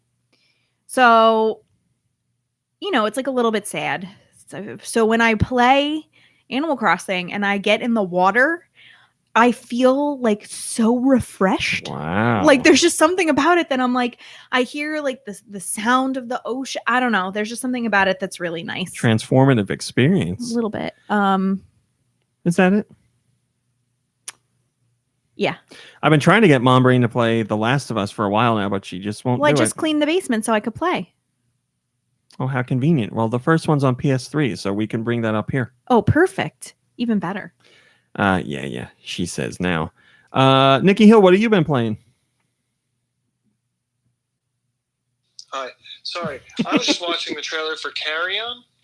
Yeah, I love the way that thing moves. That looks incredible. Like, it's Yeah. a brilliant idea that, like, it's like a stealth game, but it's 2D, and you're playing as the monster being stalked by, like, the scientists and people who have kept you contained. Yeah, Mom Brain, you're like a blob that like all through like corridors and ducts and stuff, and you like eat people and you grow and like it's But cool do looking. you get like hair stuck to you? Oh, I'm sure there's plenty of hair. Yeah, Gross. probably just absorb it. mostly hair. Yeah. What are you playing, Nikki Hill? What did I play? I played Friday the 13th. You sure did. I spent a lot of time last night sitting in the golf with your friends lobby. Why 'cause I were thought you that's what sitting we were- there? Because the text messages in our friends was, we're going to play golf. And I sat there and I never got a message saying we're not going to play golf. Oh, and then we invited you to the chat like a bazillion times, but you were on a phone call. Yeah. Ah, So okay, I now it could've makes played sense. golf while I was on the phone. Yes. Cares about me. So I was like sitting there waiting, and I was going to invite everybody into a golf game, but I didn't want to exclude people. I didn't know who has the game, who doesn't. Yeah. Well, now it And, makes sense. Yes, I should have texted you sooner, and I didn't because we were like, he's gotten like 20 invites to the hangout from the rest of us, so I don't know what's going on. So Where do I even get invites, though? I didn't see an House invite. Party, we sent you so many invites on House Party. We Oh, sent. but my house party is silent too. I said to when Vitamin G was like, "Where the hell is Nikki Hill?" I said, "I bet his house party's silent," and I went to text you. Yeah, because if it's not silent, I get messages that people are awake. Get off And my on it. lawn! And Where's then when my prune juice? When I wave to them because my phone says they're on it, then I wake them up. Pull your pants up. But so I was in the lobby for that. That was fun. Then I played a lot of solitaire on Clubhouse Games, and then I played a lot of The Last of Us Part 2, and I finally completed it. And Nikki Hill was, as to be expected, looking to talk with friends after it was all over because it's an experience, and we're not spoiling anything. Don't worry. I was texting you and Do Michaels, and I should have waved to y'all on House Party and talked about it. You could have, yeah. Could have been easier. We had a Oh, nice man. house party the other night, me, you, and him. What's that? You, me, and Do had a nice house party the other night where we hung around after everybody left and we're just BSing. Yeah. It's good. Yeah.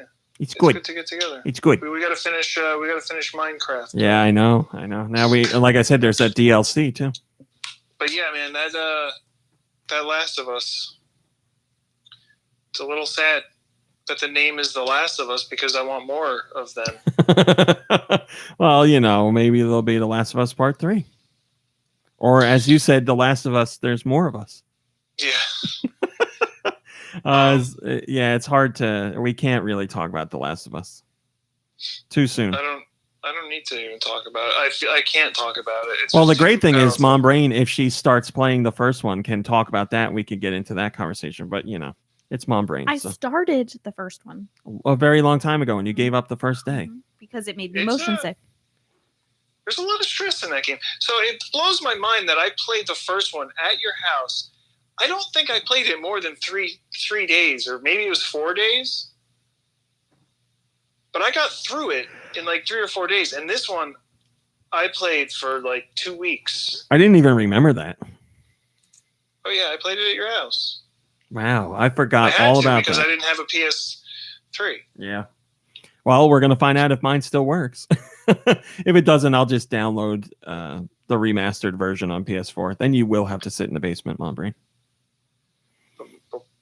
Is that it, Nikki Hill? What an experience. That...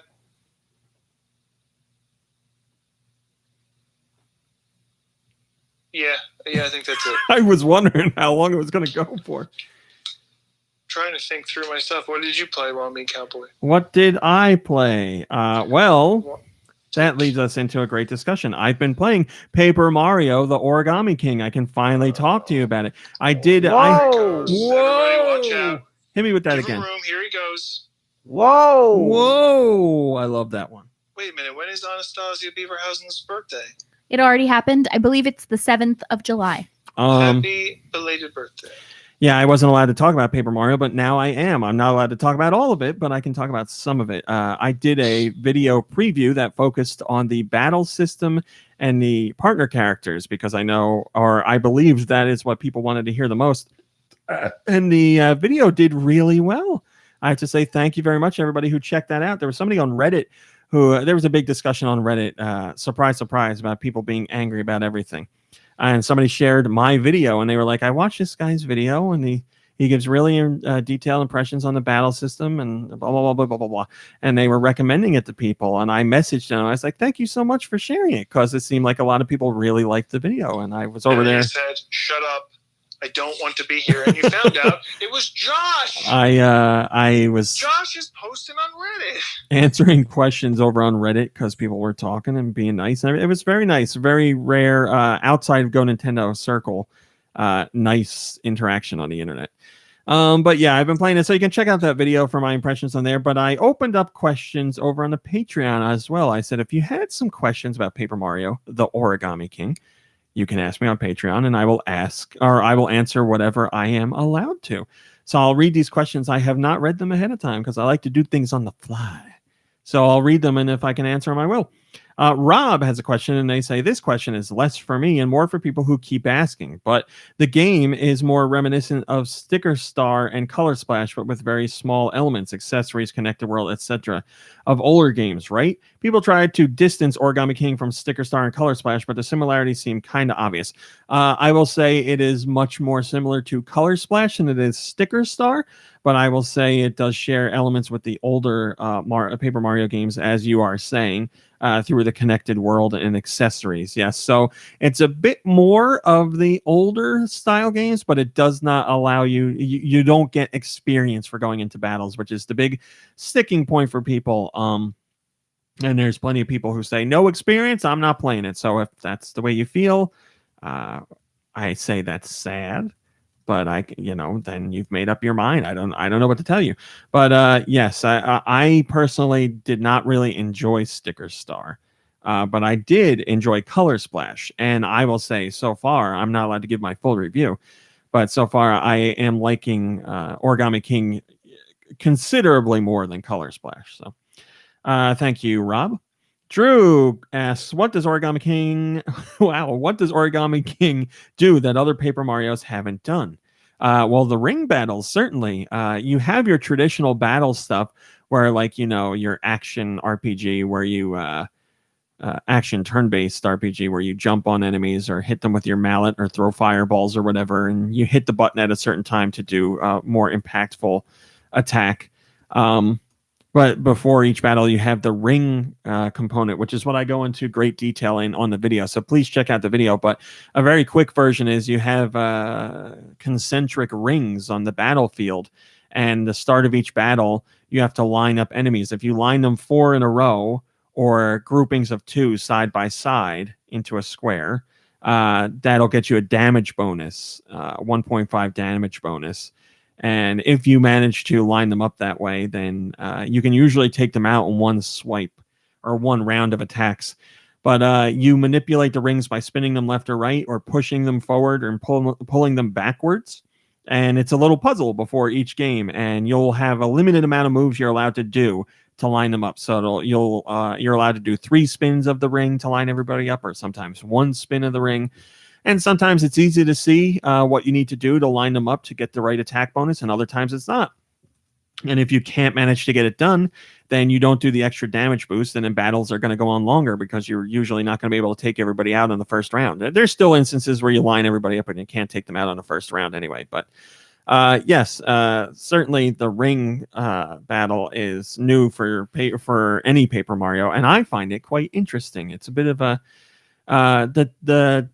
you have an overall time limit to your ring spinning as well, and that adds a bit of a tense aspect to it. Whenever I'm pressured for time, I always get nervous and I can't think straight. You can up the time by getting accessories or by spending money. It's not cheap though.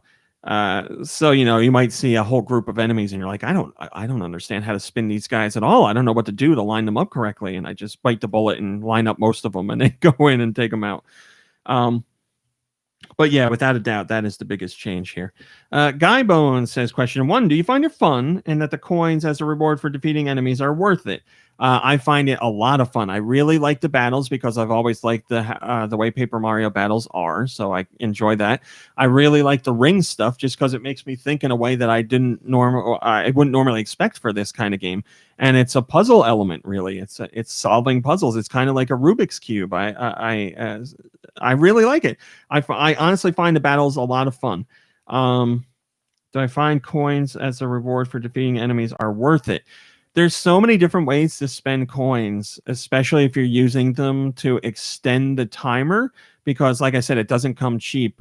Or you can spend, I want to say it's up to 1,000 coins in a battle on toads. So you'll find toads hidden throughout the world. They're all over the place, and the interactions with them are so funny. Every toad you find has a little something to say to you to give off their unique personality. It's so well written. It's really, really funny stuff.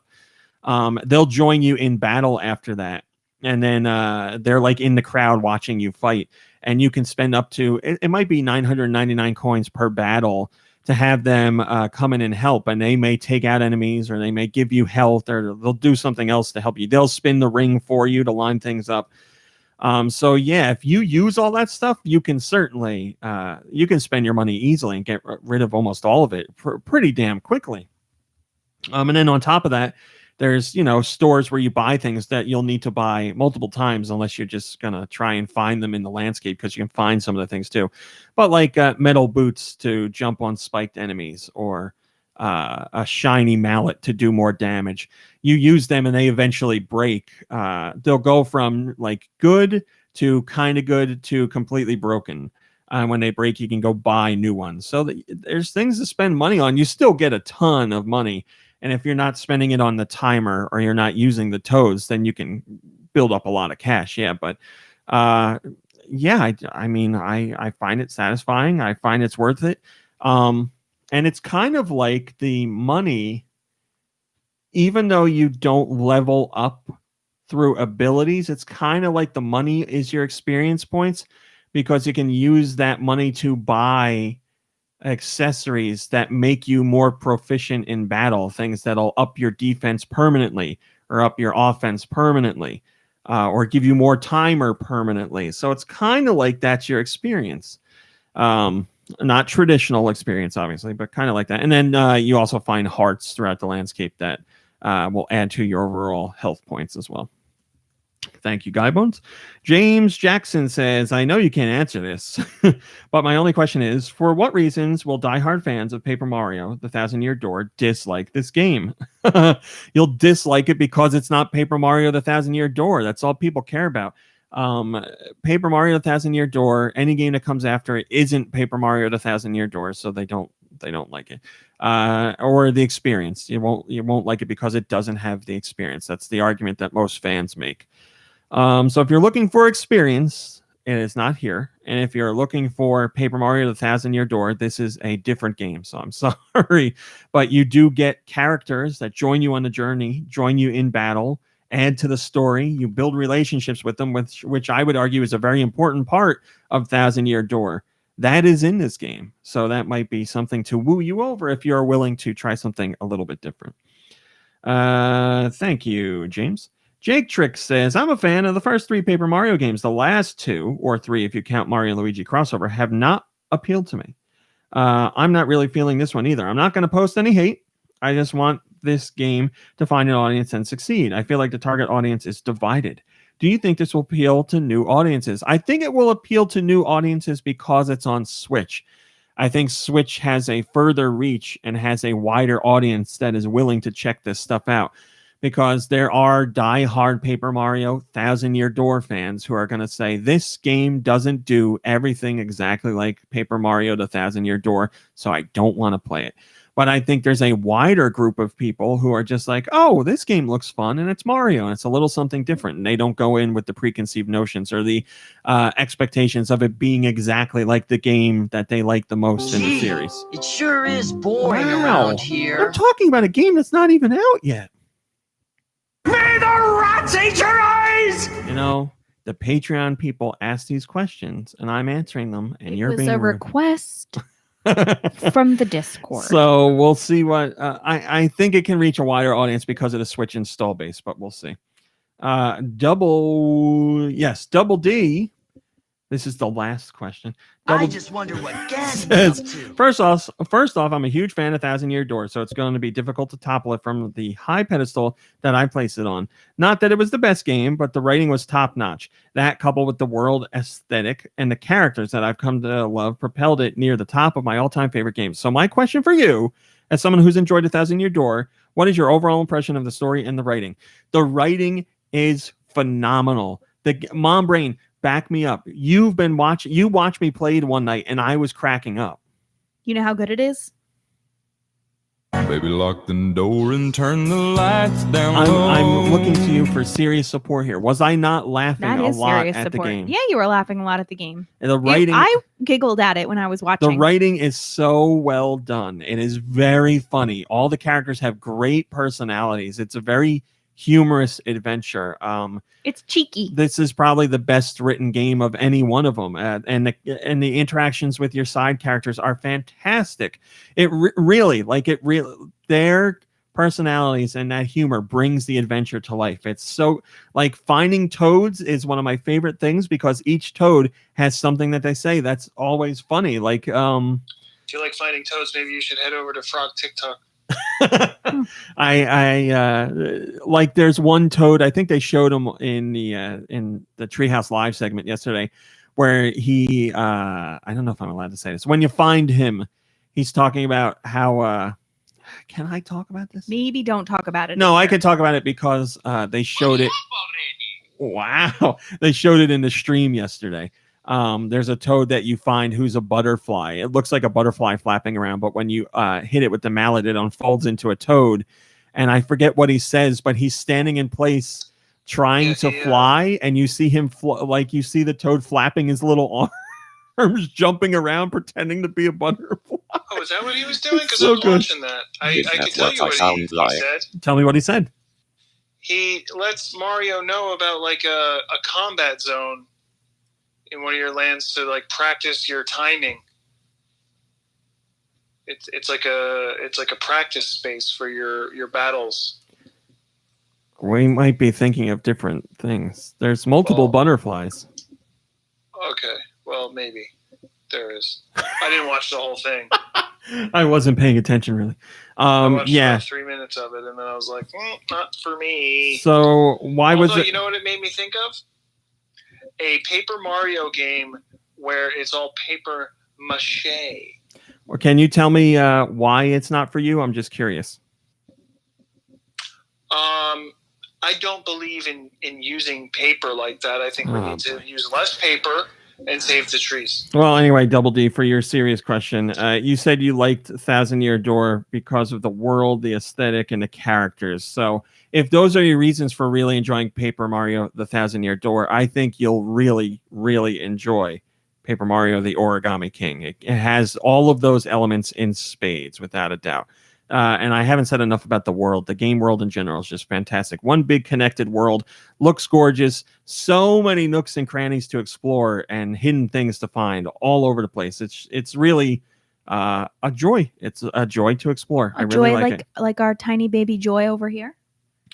Yeah, I know you can't stop looking at the cat. He's so sweet. Thank you for your questions, everybody. I appreciate See that. him having dreams. You're telling me I gotta spend my paper, my hard-earned paper, No, do Super whatever. Mario's paper. Do whatever you want. We played Friday the 13th, as Nikki Hill said.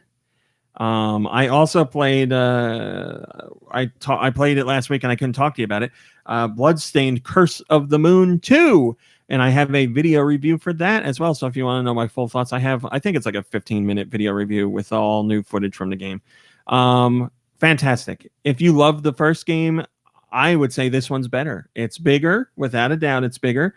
There's more to do. There's a really good reason to play through it again after you beat it the first time. A significant reason to play through it again. New characters are great. Love their abilities. Finding who works for you as you run through levels is fantastic. The music is great. The visuals are absolutely phenomenal as far as NES graphics go. They're really, really good. It's a great looking game. Controls are spot on. I got nothing bad to say about that game. It is the perfect sequel, in my opinion. It does everything the first game did, but better. So if you love 8-bit retro-styled platformers, or if you love games that are like Castlevania 3, then you're gonna love this game. It's great. It's great. Really do love it. I'll spare you any more discussion because you can check out the video. What else? Oh, I played Road Company, but we're not allowed to talk about it. You're not allowed to discuss or show or anything about Road Company. I've been playing the Road Company Alpha. I can't talk about it, which is so annoying. I want to. Whatever. And then finally, the only other thing I played is the game everybody's been waiting for.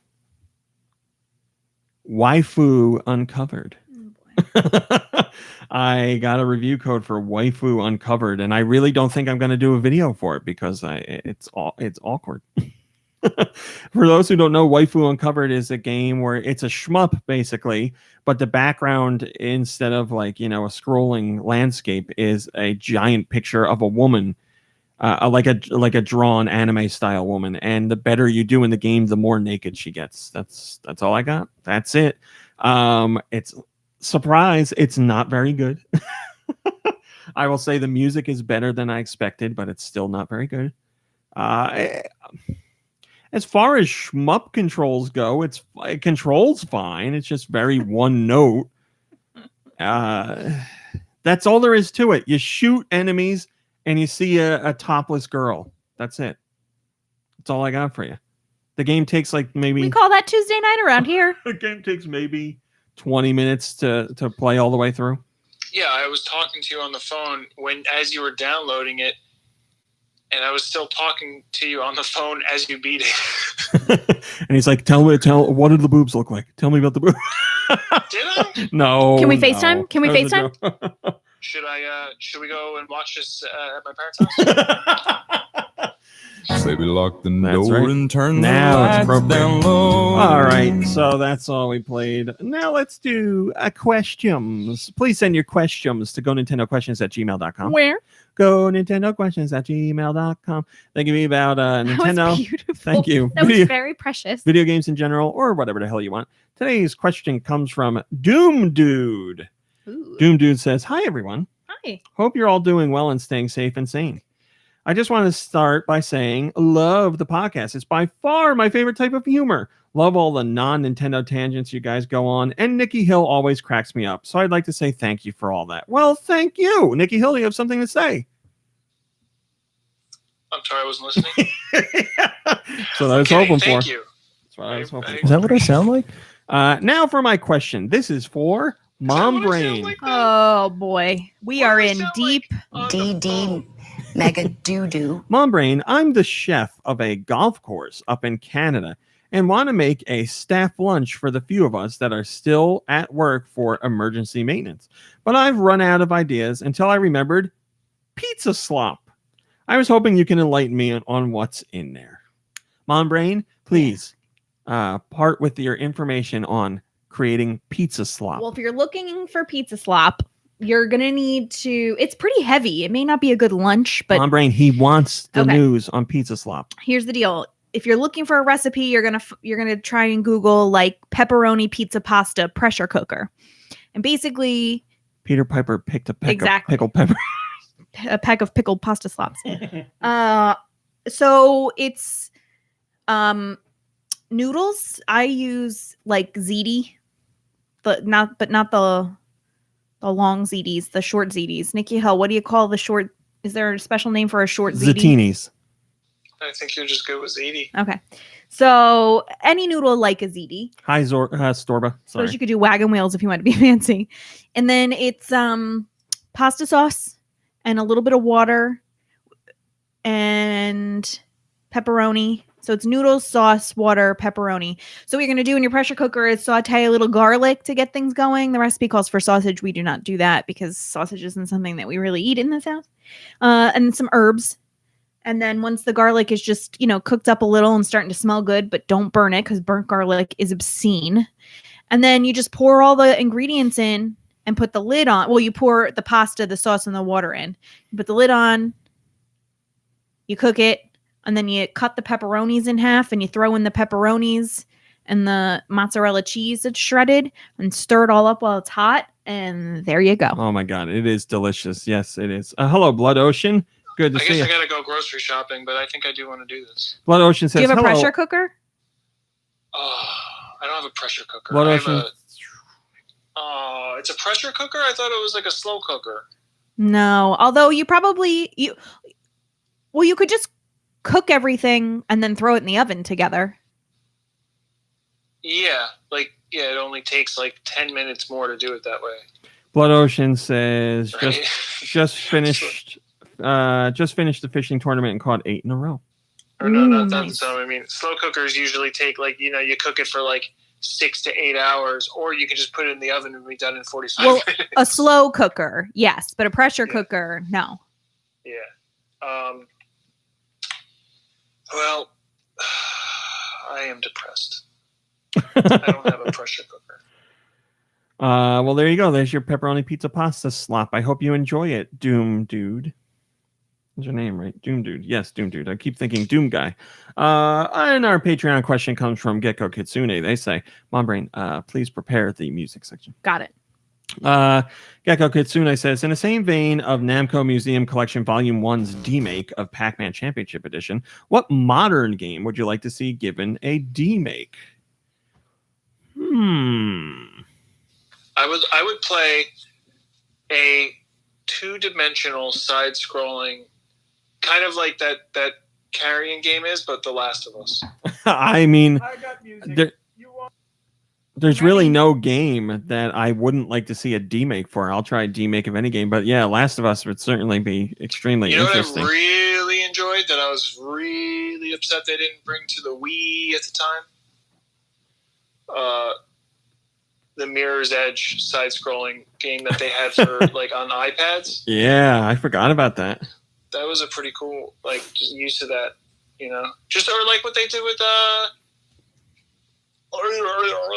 Dark Void. Remember that? Dark Void Zero? Yes, I do remember that. I couldn't play that game, but it was fun. Yeah, I mean, I will take any demake of any game. There's nothing in particular that makes me interested in a demake other than taking a modern game and making it more old school. So I'll try anything. I just love that idea of going with a more rudimentary approach to see if the core gameplay mechanics will translate and keep you entertained. Thank you, Gecko Kitsune. All right, Mom Brain, now's the time for music. Okay. Just right now would be the time.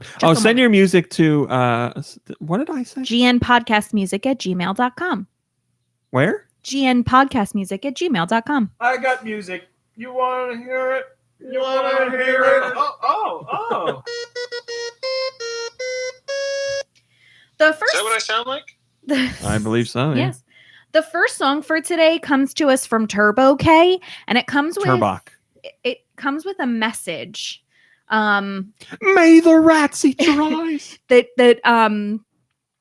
he said that I could share generally what the message was, but basically we've been with Turbo K, or Turbo K has been with us for a really, really long time listening to the podcast. And so he's been through lots of stages of his life listening to the podcast. And so he went to college and met who would eventually become his wife and had to carry on a very long distance relationship with her over time. And, he said that, it was kind of nice to have us there with him for that journey to kind of help keep him going, which I think is very, very nice. They were living 6,000 miles apart, like really long distance. Social distancing. Yeah, right. And then for a period of time, for some health issues, he and his wife had to live really far apart while she had some treatment. And as the result of the treatment she was having, they were able to successfully conceive a child. And here they are. Actually, what ended up happening was when they went in to find out if they were pregnant or not, after trying and trying and trying, and they found out they were pregnant, he ended up going for a run and listening to the podcast. And it was one of the first Josh Grobot episodes, he said. And he said he was running next to the river and there were MPD numbers, and I was doing a good job on the soundboard, and the crew talked about Pornhub for some reason. And while he was running and listening to the podcast, he was laughing out loud and turning heads. And so he and his wife were able to be reunited just before flights were canceled due to the corona outbreak. And as of this email, they were in their 32nd week of pregnancy. So, I mean, they're pretty close. So that was about a month ago. So I'm assuming that there's a baby in the house now.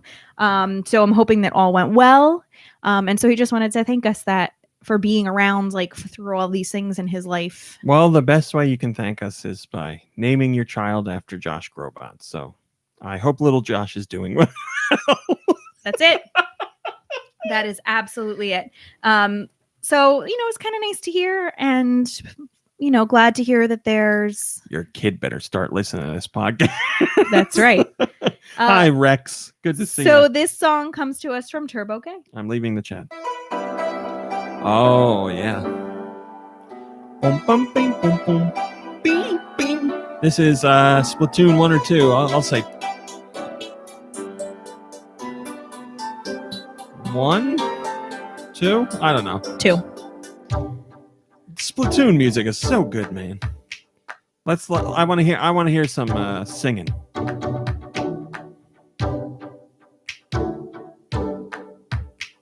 I believe this is the version that has singing. Yeah. I need to see one of those live Squid Sister performances. It's my dream. All right, let's go. We got Isabel dancing in the Discord. Okay.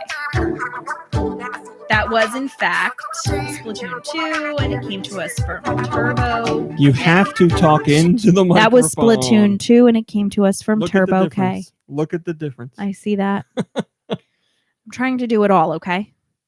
All right. So next song today comes to us from Mikey. Next song. 331. Next song. Mikey 3319.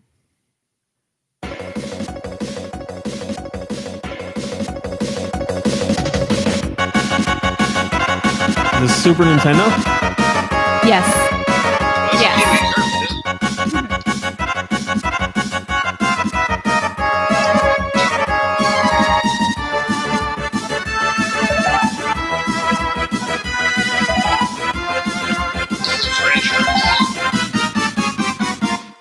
Licensed game, right? It is not licensed. What? Come on.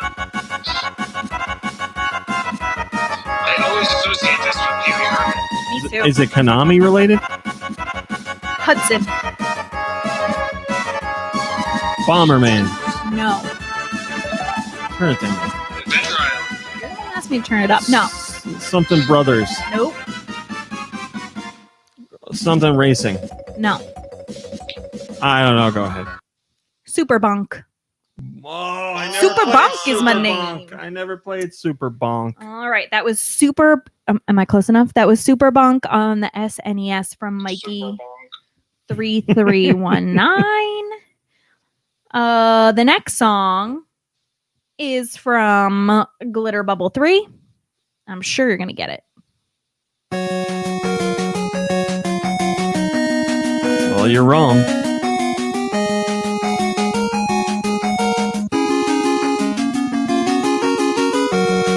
Okay, is it Capcom? All right, let me ask this. Is it Disney? Yeah. It's Disney. Yeah. Little Mermaid. No. Tailspin. Yes. Not a Tailspin fan when I grew up. Yeah, I played The Little Mermaid. It was great on NES. Wait, what? What? I didn't know there was a Little Mermaid game. Yeah, I played through it multiple times. I didn't really watch Tailspin, and I've never played the Tailspin game. You never watched Tailspin? I used to watch like the intro, and then I'd change it to something else. Yeah, I didn't watch it either. Bears, flying planes, just come on. Nah, that doesn't happen. I much prefer. Give me something that makes sense, like Chip and Dale. Or like a dog and a cat being friends. Ren and Stimpy? Yeah. Oh, okay. Cat dog? Yeah. Okay, this one comes from Autumnal Blake.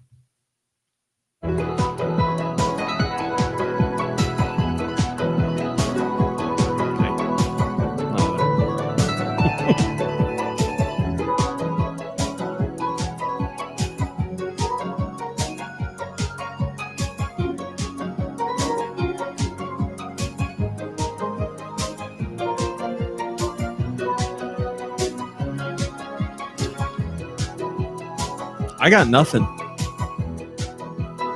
You might as well stop. I got nothing.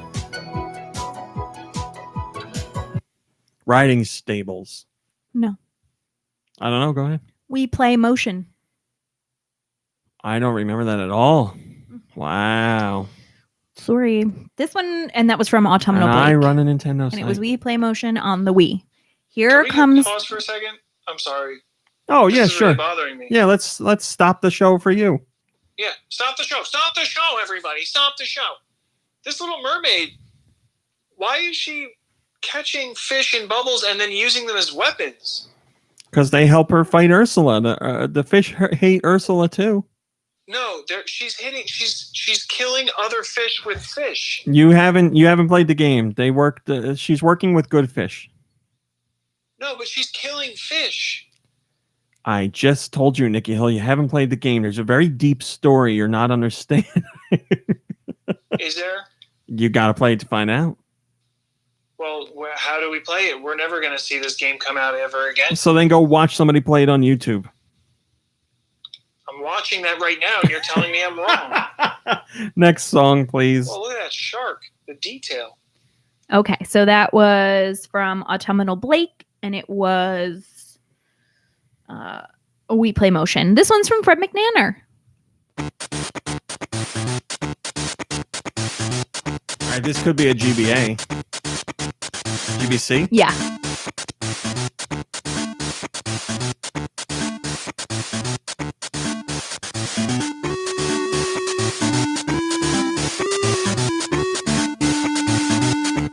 Is this first party? That's good quality. It is. A combo of some sort. Okay, Pokemon. Yes. Yep. I don't know. Pokemon trading card game. Yeah. It's taken you 778 podcasts to get there, but you finally did it. All right, that was. Sorry, I'm just going to interrupt one more time. The fish, it looks like they're piranhas of some sort. They're maybe angry fish. They're working with Ursula. I can't stress this enough. Oh, the fish are working with Ursula. Oh my god. Here comes one from Guy Bones.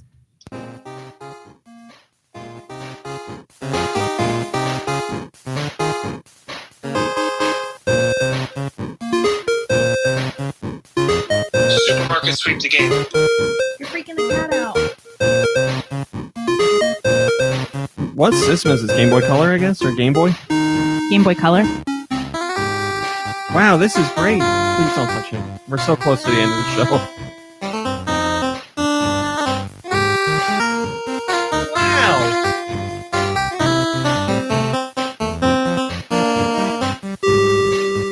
Well, I always guess Mickey's Speedway, so I guess that, but... It is. Is it really? Finally!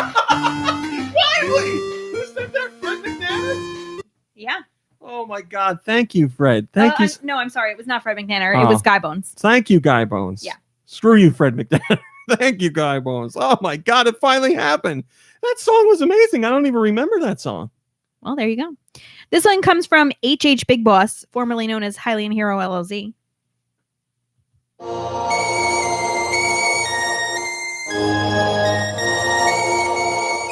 It's The Undertaker. Oh, yes!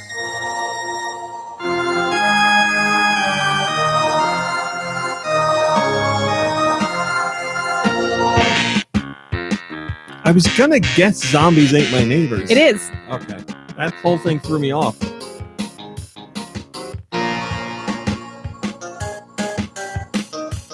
That's a great game.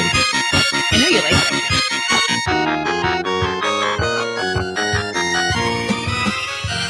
I haven't, I never owned it. I rented it a lot, though, but it's been a long time. I haven't played it since, the Super Nintendo days when that was the console out. This song comes from Human Fart.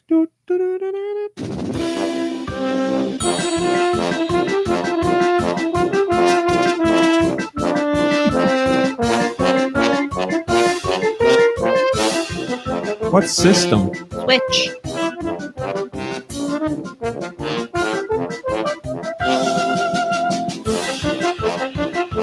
Ukulele. Nope. It's not first party. Nope.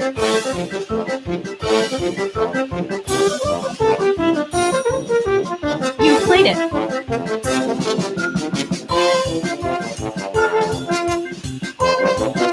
It's not ringing a bell at all. I've played it. You've played it on Switch? Animal Crossing? Fortnite? Nope. Nikki Hill has played it. Tetris? Nope. Kirby has played it. Turn it down. I know what it is. It's Heave Ho. It is. Human Fart sent us Heave Ho on the Switch. This one comes from Jess I.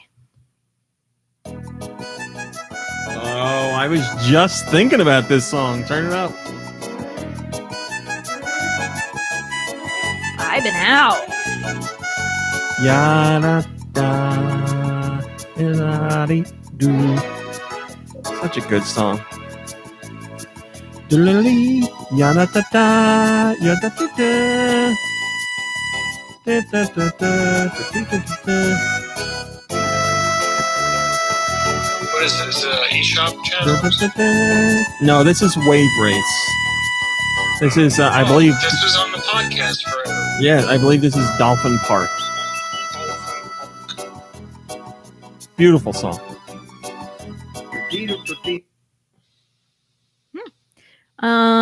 It was Wave Race on the 64 from Jess I. And the last song for today comes from Reginilla.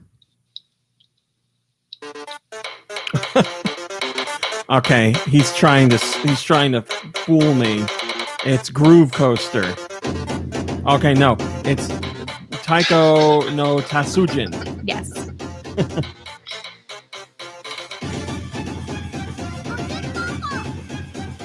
Yeah, it's an Undertale song in Taiko no Tatsujin, or Taiko Drum and Fun. I believe it. Oh, yes. Yes. No Tatsujin. Taiko no Tatsujin. Yes. Taiko Drum and Fun. It doesn't say that anywhere, but maybe. Oh, it doesn't say that anywhere. I don't know what to say. Say we got it right. We got it right. That's right. I feel like we did really good on that one. You did. I did nothing. You supported me just by being on this show. Autumnal Blake isn't sure. Autumnal Blake says, I don't know. What the hell? Autumnal Blake is the one that keeps track of this stuff. Autumnal Blake was having audio issues. Kirby's got it. Oh, good. Thank you, Kirby. No, Anastasia, I don't feel like that's right. I don't feel like 6 out of 9 is correct. We're going with it. No, official scorekeeper. I feel like we did better than Do that. Michaels will send you a message because we know that Do Michaels goes back and Go reviews. through the list right now. I deleted it because I do that as soon as I'm finished. All right. You didn't get Ice Bonk. Grove says, I feel like it was 8 out of 10. I feel like it was that too. You didn't get Bonk. No. Right? You did not get the We Play one. That is correct. I don't remember what else you didn't get. You got Tailspin? Got Tailspin, yeah.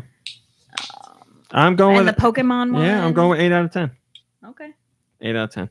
10 out of 10. Let's split We the did it. difference and say 7 out of 10. Nope, I will not take that. I believe it's an 8 out of 10. It's not a 6 out of 9.